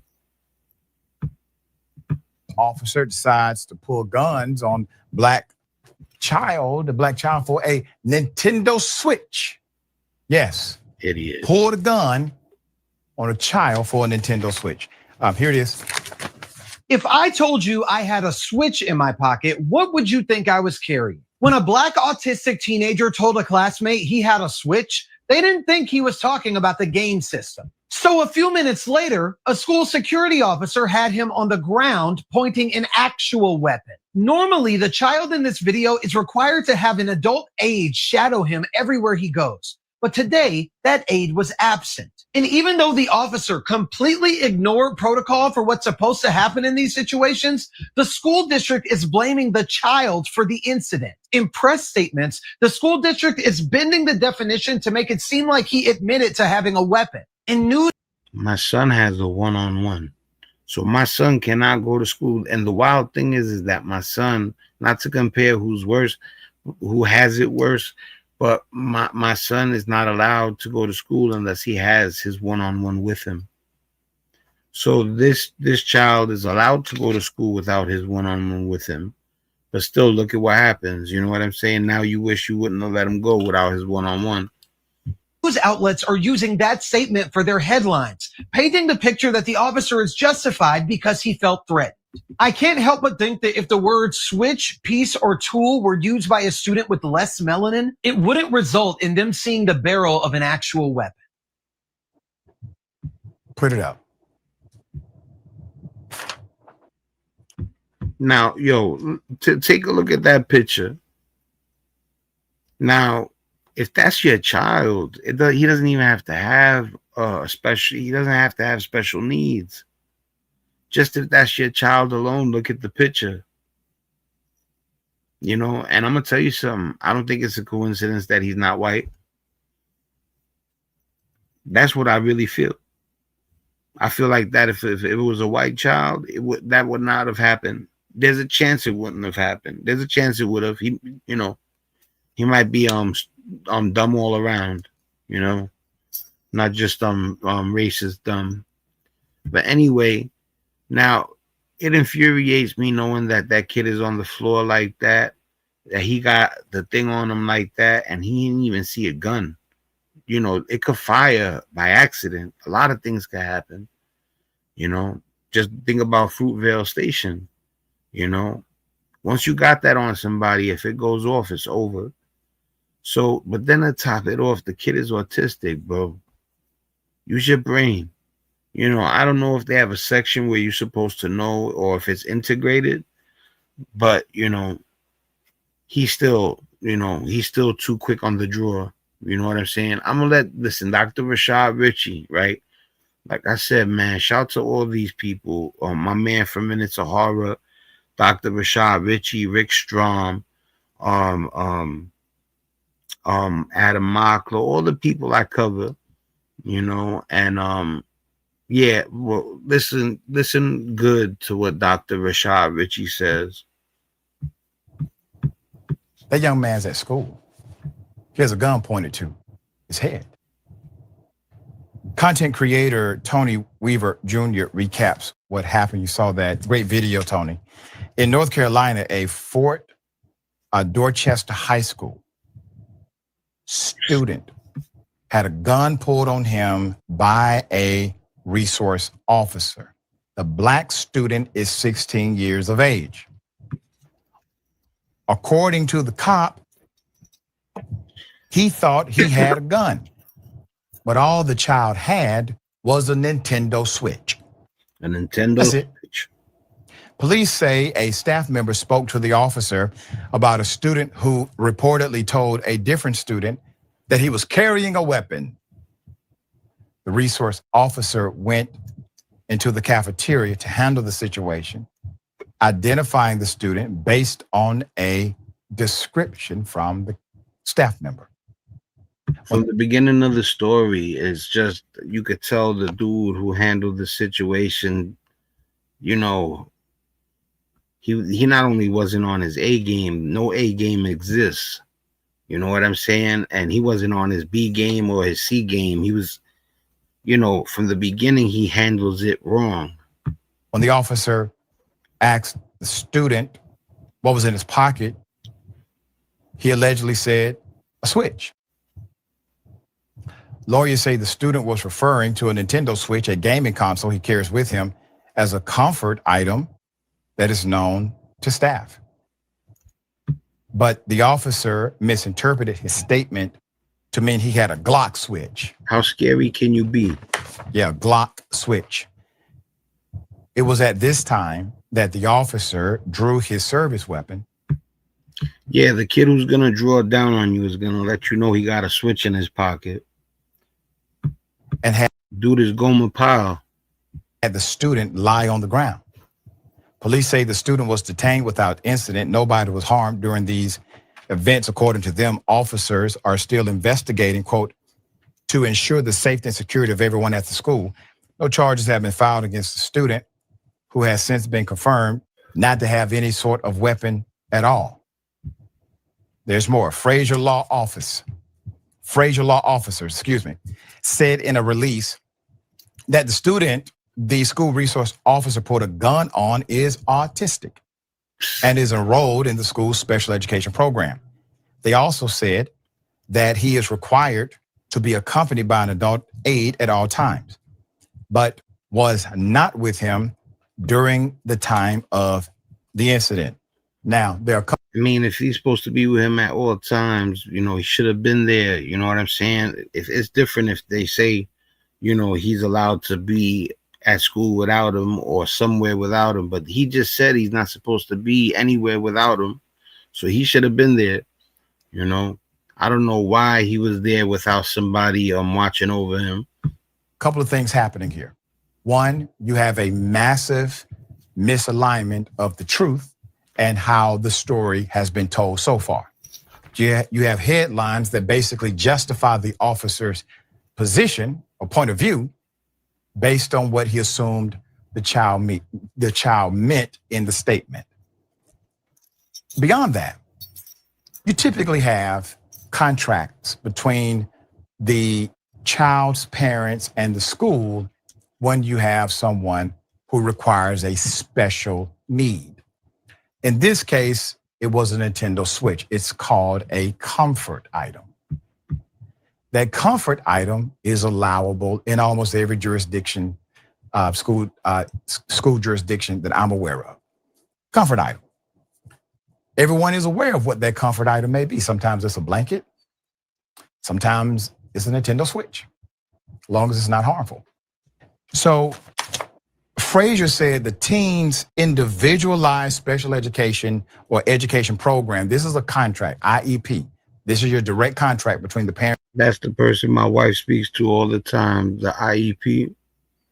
And the school. Allowed him to have the gaming console on his person, meaning it was an approved item for comfort. The attorney clarified he had an additional Switch in his backpack because it's important to his IEP. The biggest mistake here was the administration not providing him with either another shadow or an alternative plan and saying, quote, hey, our shadow is not here. You can't leave the classroom right now, end quote. Frazier said he added that when the incident occurred, Murray was walking with a friend who was not a special needs student, quote, but had he had an adult with him, especially one familiar with his IEP, they could have said, hey man, when he says Switch, he means the game system. He means the Nintendo Switch, the one that his IEP covers. You should have known. That's what he's talking about. So once again, we have to correct the headlines and the narrative because this is more about the neglect of the institution, neglect of following the actual IEP contract, and the fact that the cop got it wrong. The only person that did exactly what they were supposed to do and following all terms of the agreement was the child who had a gun to his head. He's the only one that did everything right. Only one. And now this has happened because they decided to tell a false narrative. And I don't know if he said it already, but my son can't stay still. So, I don't know if that resource officer knew the kid, which makes it worse because that means he knows he's autistic. So most likely he don't know the kid because if he knew he was autistic and he did that, that makes it worse. So let's give him the benefit of the doubt and say he don't know the kid. There's a bad side to that too, because if he don't know the kid, that means he wouldn't know if he's severely autistic like my son. My son is beyond rambunctious. He can't control, doing a sudden movement. You understand what I'm saying? Like would he have done that? You get what I'm saying? Like the gun shouldn't even be on the kid. There's more. Frazier, former police officer, said there is a unique protocol for addressing students who are potentially armed. It usually involves the student being moved to a separate secure area, often by multiple officers and not in the cafeteria while other students and faculty are present, he said. Frazier added that the situation could have ended poorly if it were an armed person with ill intent, as that person could have gotten off a shot either at the officer or someone else. Quote, or conversely, if this kid's level of autism wasn't as high functioning as it is, had he not complied, or put his hand in his pocket, the officer had his gun drawn, he had gotten shot and murdered over a game system in his school by an SRO, the attorney said, and that's exactly right. I'll let Dr. Rashad Ritchie say it for me, because I don't even think I would have been able to say what he said without blowing my top. Like, that's, you see, people, you know, until it happens, people don't think that could be a scenario. Like, it definitely could be a scenario. We both just said it. My son cannot stay still. And most likely he didn't know the child, because then he would have known he was autistic, and he would have been like, oh, that's such and such. He has autism. That's exactly right. That part. If this was not a high-functioning individual who had a gun to his head and decided to ask questions rather than comply or say, look, I'm going to show you what it is, and pull it out, and all of a sudden he gets shot before he can do so, that is the reason you have proper protocol. I salute Dr. Rashad. I salute Rick Strom, you know, and but I, you know, big shout out to Dr. Rashad Ritchie. You know, they both, you know, be killing it, but you know, sometimes he's just so like he lets them know that they're wrong, you know, and yeah, I like his style. I like Rick Strom's style too, though. You have an IEP. You have administrators who follow the rule. That young man should have had his shadow aide with him. All the people that I named before, even there's more, but I can't make the whole list right now off the top of the head. Him. The problematic statement by the school officials. The following email went out to staff members and families. Quote, "Dear Fort families and staff, this morning, Fort Dorchester High School was placed on a hold following multiple reports of a student possibly in possession of a gun on campus. When the school resource officer approached the student, because of Gomer Pyle, the student stated they had a gun. Lie. And kept a hand in their pocket. In response, the officer drew his weapon and directed the student to comply. The student followed the officer's instructions, and the situation was brought under control without injury. After a search, no weapon was found." I have more of the statement. It does continue, but already an entire school system, adults, they got together, conspired, came up with a narrative. Yeah, they lied. Give me 1 second.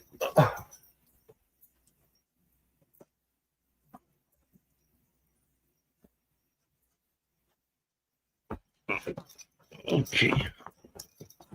Right back with you. To change just a slight part of that narrative. Said, no, he said he had a gun. Yeah, he said he had a gun. And then that's why the officer had to do what he had to do. He had a gun, and the kid said he had a gun. He's saying they lied, you know, and I missed the part, but I don't know him to lie. So I'll take his word for it. Everybody said he had a gun, even the kid. No, never happened. Never happened. He said he had a Switch, a Nintendo Switch. Yep. The fact that you don't properly contextualize that part of the story is they don't want to take the heat, so they say a gun instead of a switch. He said that you don't want to take accountability. You put it in the wrong context on purpose to save your own butt. I'll let him finish. Evidence of what you're attempting to do, which is to cover your own ass and not give a damn about this student. It continues, quote, "The district is fully cooperating with the North Charleston Police Department. All district safety policies and procedures were followed and will continue to be upheld through this process. The district has additional security personnel to support students and staff throughout the day. The safety and security of students and staff remains our top priority. Thank you for understanding and continued support. Keep that statement up. The district is fully cooperating with the North Charleston Police Department. For what? There's no crime that happened. The only person that was out of line was the cop that drew his gun. On the real gun, there was a cop's. There was no gun, no mention of a gun. What are you cooperating about? Unless you're cooperating to get this cop arrested for his negligence. Yep. All district safety policies and procedures were followed. Another lie. Another lie. According to Frazier, you still had students and faculty in proximity and did not remove the student as the policy requires. It's another lie. Get him, Dr. Rashad. Put up the leadership. You have Principal Raymond Eldridge, Superintendent Chad Daugherty, and North Charleston Police Chief, Dr. Ron Camacho. Doc, I put you in here, sir, because they mentioned your agency, so I assume you're part of it somehow. And if you're not, you need to tell them to keep your name out of their mouth. But they put you in this, so I'm going to put you in it too. What are you all doing? All These is are children. The young man did not have anything on his persons that he was not allowed to have by way of a direct IEP. Any special needs. It's a violation of contractual terms when you, as an institution, when you do not honor the IEP. It's a contract. And then to create a false narrative after the fact shows your lack of good faith. I want to give a special thanks to Tony Weaver Jr. for bringing attention to this story. That's what's up. Who delivers insight and commentary on TikTok for a number of items. If you don't follow him, you need to. All right, Sharon. Yeah, he's the guy who did the commentary at the beginning. He's a younger man. He gave him a shot. Dr. Rashad Richie's cool like that. Homie right there. You know, he put him at the beginning of the segment so that he could give him some shine, and that was dope too. All right, so we're gonna get into some scary stories real quick. All right, let me bring that up real quick. Time is of the essence. All right.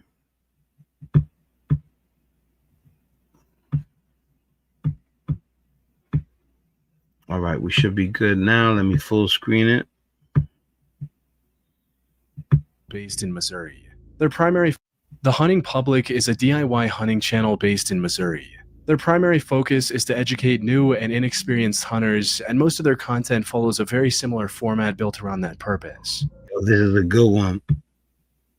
Their videos show the hunters going to different locations, finding the game, and usually completing the hunt by the end, all while explaining their thought process at each step in detail.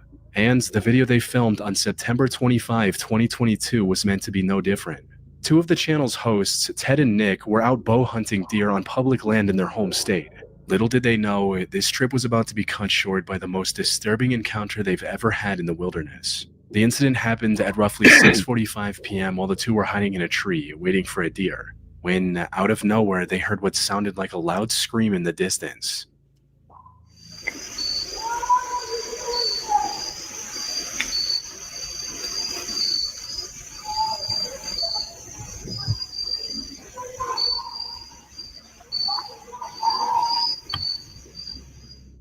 It was too distinctly human to be coming from an animal or something similar. And while this was plenty terrifying on its own, it was only the beginning of a much more haunting sequence of events. Because not only did the screaming continue for the next 30 minutes, it also became more manic and blood-curdling with each passing minute. I need help fixing my sink. Okay, let me find a tutorial for you. Do you have a pipe wrench? Yo, Merry Christmas to anybody out there. Hope you guys had a good Christmas. Oh, you the man. I haven't been to the grocery store in over a year, but I'm eating healthier than ever. Here's how I did it. Meal planning used to be such...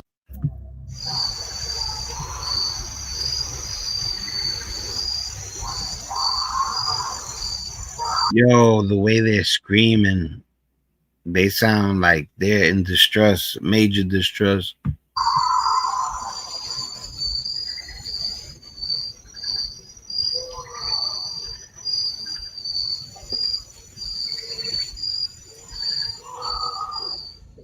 Things only became worse when they heard the sound of several gunshots coming from the same direction.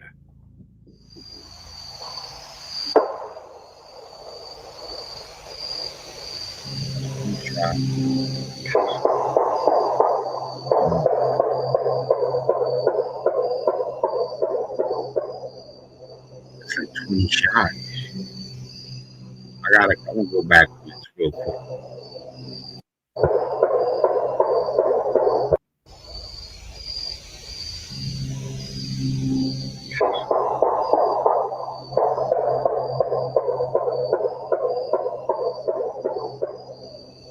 Yeah, it's about 17 shots.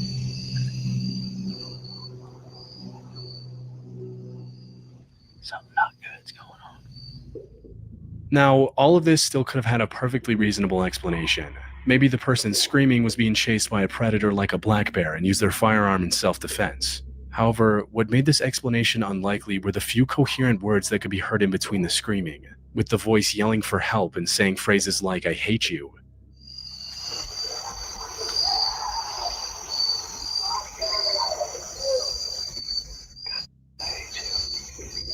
The voice became even more disturbing after the gunshots, shouting what sounded like, "Somebody help, you effing killed her," and other disturbing phrases. Remember, they could have, they could be trying to get money too. I just thought about it.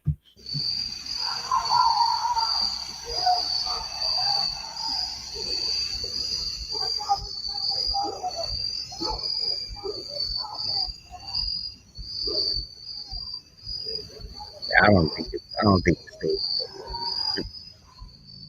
In addition to the screaming, shouting, and gunshots, the two also heard the sound of multiple cars speeding off, after which everything went silent.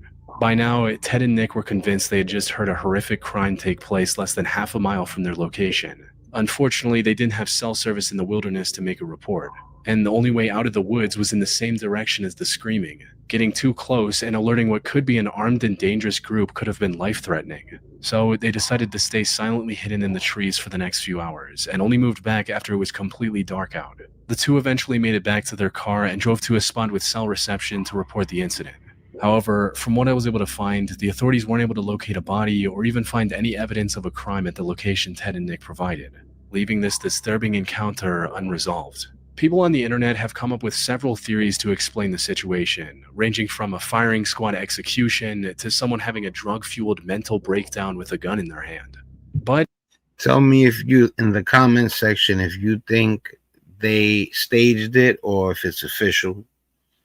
Many have also accused the hunting public of faking the whole thing, which is a common strategy by failing YouTube channels to go viral and gain new viewers. However, the hunting public had a fairly consistent viewership before this video, and it didn't increase by a significant amount after the encounter. They also have over 1,400 other regular hunting videos, this being... It doesn't sound like them, and nothing major came of it. They would be risking their reputation to do something that didn't even work. You know what I'm saying? That's what really leads me to believe that it's authentic. The only one with a strange encounter. Typically, channels that fake videos have other suspicious content. The screams also seemed far too primal and emotional for anyone to fake that convincingly. Put simply, Merry Christmas, y'all, man. Thanks for anybody who stopped in real quick. Thank you. What they heard was more than likely real. Unfortunately, it's been over 3 years since the incident. We got 4 more scary stories left. And we still have no answers on what it was all about. You know how every year around this time, the temperature drops, everyone around you starts coughing, and suddenly you're convincing yourself you're probably fine? Yeah, that was me a few weeks ago. I kept brushing off this awful sore throat because I really didn't feel like dealing with the whole Dr. Hunt. Start getting the care you need. In November 2022, a bow hunter from Michigan named Brendan Fitzpatrick was camping alone inside his hunting blind, waiting for a deer to pop into view, when suddenly he this guy handles it well. Was startled by a voice he didn't recognize. Brendan looked outside to see who it was and came face to face with an angry-looking man pointing an AR directly at him. Brendan tried to explain the situation, but the man wasn't willing to hear any of it and kept becoming more and more hostile. What luck. I'm out there right now. All right. But I just want to show you kind of why we're here. We pay good We pay good money to hunt this property. We've been hunting it for years. No, you ain't been moving for years. I've been here 8 years. Do you live on this property right here? Sir, you're not listening to me. I'm not. I just want to talk to you. I'm sorry. He then told Brendan to put his phone down and said what can only be interpreted as a threat. Put your phone down. You have an AR in front of me. I'm scared. Put your phone down. Dude, I'm scared as now. Okay, well, it's going to be more scary. Put your phone down. Are you attacking me? No, sir. No, sir. No, sir. I'm hunting. I'm hunting with. Drop your phone. Oh my God. Phone. Sir, I'm bow hunting. I don't have any guns on me. If a man is that scared, why would you still see? That's what I'm saying. Like that's so bullyish. It's hard. You got him at the end of a firearm, and he's telling you he's scared. You're gonna be like, it's gonna get more scary. Like, you know, while you got that thing, you talking real tough. You know, feel bad for the man. You know what I'm saying? He's doing his thing. He's trying to get his hunt on. Dude comes out of nowhere and is like, you know, makes him feel like he's about to lose his life. I know that.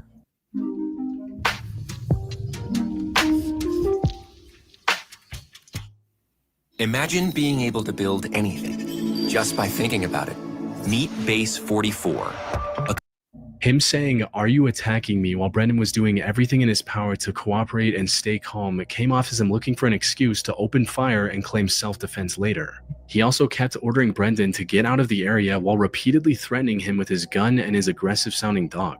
Brendan explained that he wasn't trespassing and that the land he was on was legally leased for bow hunting, which was true and was something he and his family had been doing for multiple years. However, despite getting a reasonable explanation, the man refused to accept any of it and kept trying to intimidate Brendan.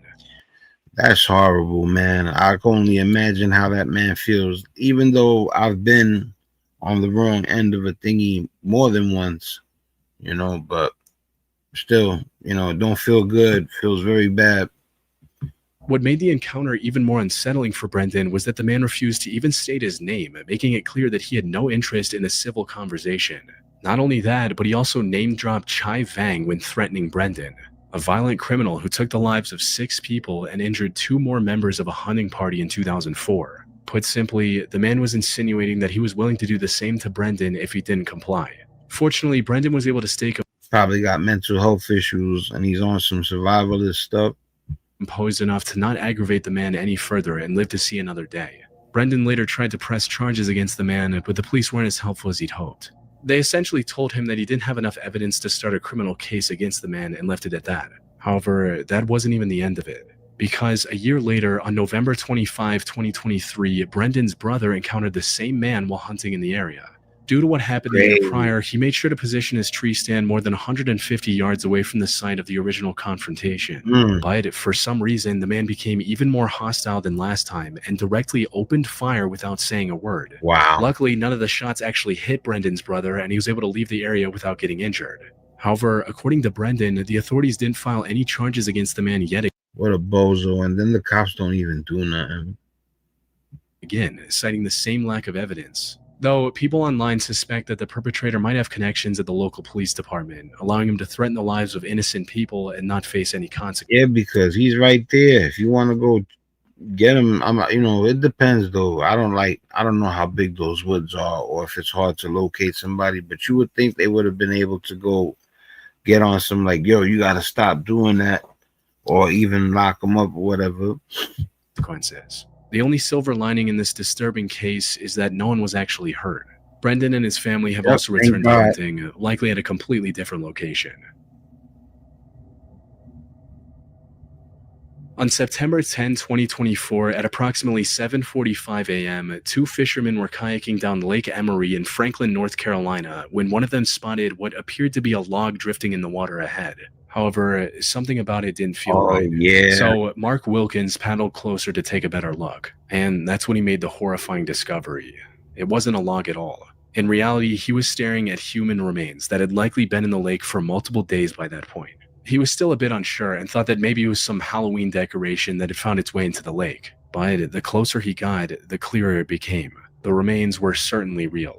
And after taking a couple of minutes to calm his nerves, Mark dialed 911 and told them about his discovery. the conversation. He tells the operator some crazy stuff. I am fishing on Lake Emery, and I have come across a dead body. If I remember correctly. Are you in the water? Yeah, I'm sitting here looking at it.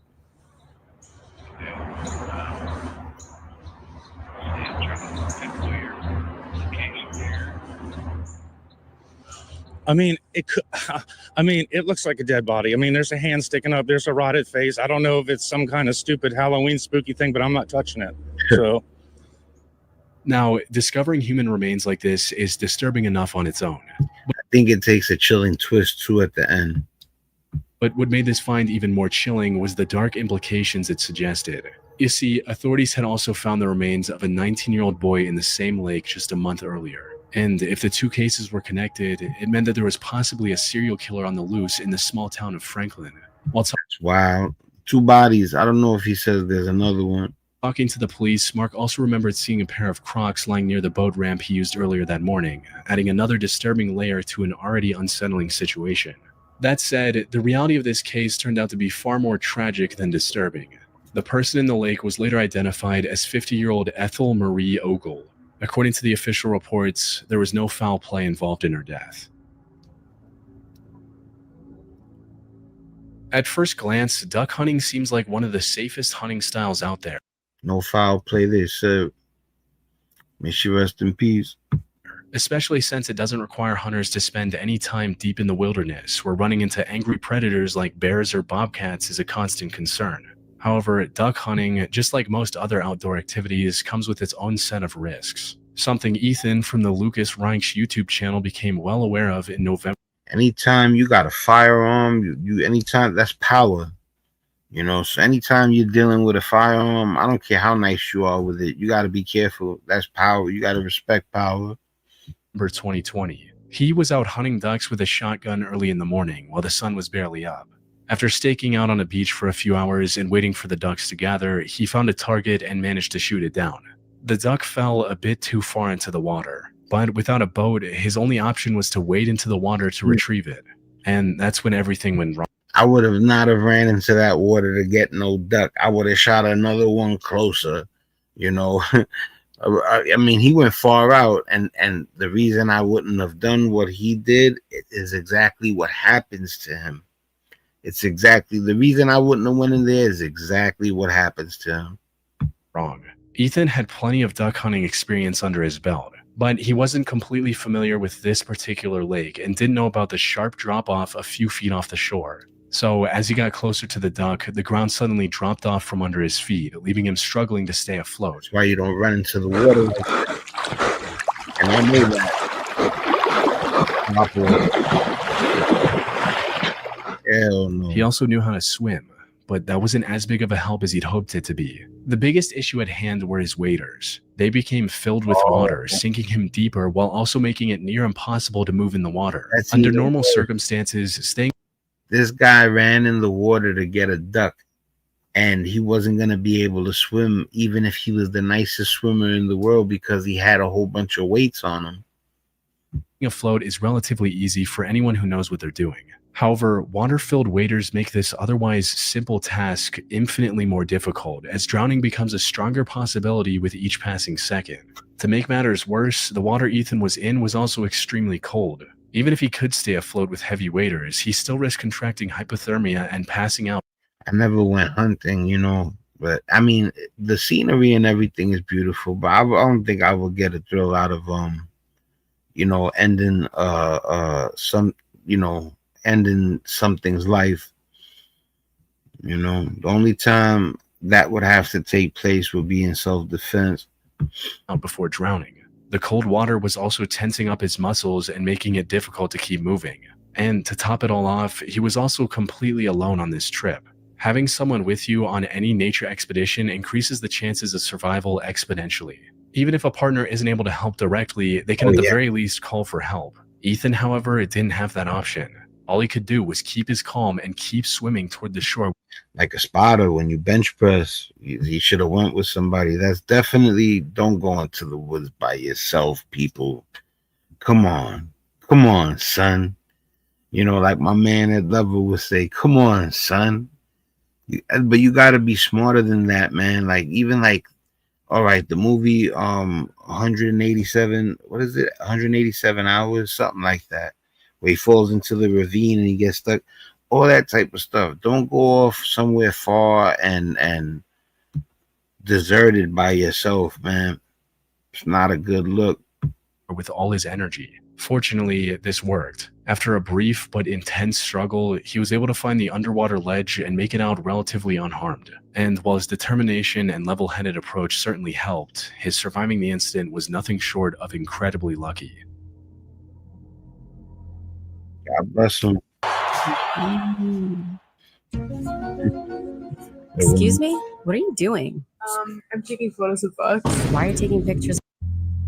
In May 2017, 45-year-old Richard Wesley was out bow hunting in Ontario, Canada, when he Right, this is the last one, yeah. suddenly came face to face with the last animal you want to see in the wilderness, a bear. He initially tried to lay low in the bushes and hoped the bear would walk away without noticing him. Unfortunately, he was in a wide open area, resulting in the bear seeing him and coming toward him. One of the only options he really had left at this point was to run away, which, considering a bear's top speed of up to 35 miles per hour, or roughly 55 kilometers an hour, wasn't really possible. Or he could stand his ground and try to scare the bear away before it got too close, because if the bear actually decided to attack, Richard would have no real way of winning that fight. That's fast, man. A car going 35 miles an hour, built like a bear. Oh, man. Black bears can generate a bite force of up to 1,000 psi with their 2.5-inch long teeth, which is enough to easily fracture a human skull or even sever the head completely from the neck. Adult black bears can also weigh up to 600 pounds or 272 kilograms. In other words, once a black bear is on top of you, there's no practical way. He's spitting facts. He just told you how it was. He said he'll take your head off with one bite. To get it off. Plus, the weight alone can also cause asphyxiation within seconds. Not to mention the 2-inch long claws that can leave deep lacerations down to the bone. So even if the bear decided to leave Richard alone after a single claw swipe, he would have likely bled out right there before help arrived. With all this in mind, he stood up and tried to intimidate the bear. Unfortunately, this backfired horribly. I didn't remember what happened, but I just remember, I'll tell you this much, he gets lucky. Quiet, quiet, quiet, quiet. Oh, man. Instead of running away, the bear lunged at Richard and slammed into the ground. For a moment, he thought this was the end. But as he was falling down, something exceptionally lucky happened. The wooden bow Richard was holding in his hand got shoved into the bear's jaw. This not only kept the bear from shredding his arm, but biting into the wood also disoriented it enough to make it turn and leave Richard alone. So, despite coming dangerously close to losing his life, Richard was able to walk away with only a few minor bruises. But because the bear bit the bow, and he bit it so hard he hurt his jaw, he left. Yo, he got lucky. He's lucky. He's just lucky. while he escaped physical harm, the psychological impact of this attack on him and his family was significant. As he stated in an interview later, "We watched the video footage. My stomach just tightened, and my wife started crying. Instead of admitting that I'm scared, and I probably should have went and talked to a professional about what happened, but I just downplayed it." That said, the experience also left Richard with a far deeper appreciation for the life he has. All right, people, man. Yo, he's so lucky, man. He was supposed to be barefoot that day. That's wild. Yo, people, I've been on here for 2 hours, man. What I was gonna say, Merry Christmas, man, to anybody. You know, if you came in late, you could go back to the beginning, watch the whole thing, you know, check out some pieces, whatever. You know, God bless all you people, man. It's your boy Spank Dog, aka Puffinstein. Merry Christmas. Salute.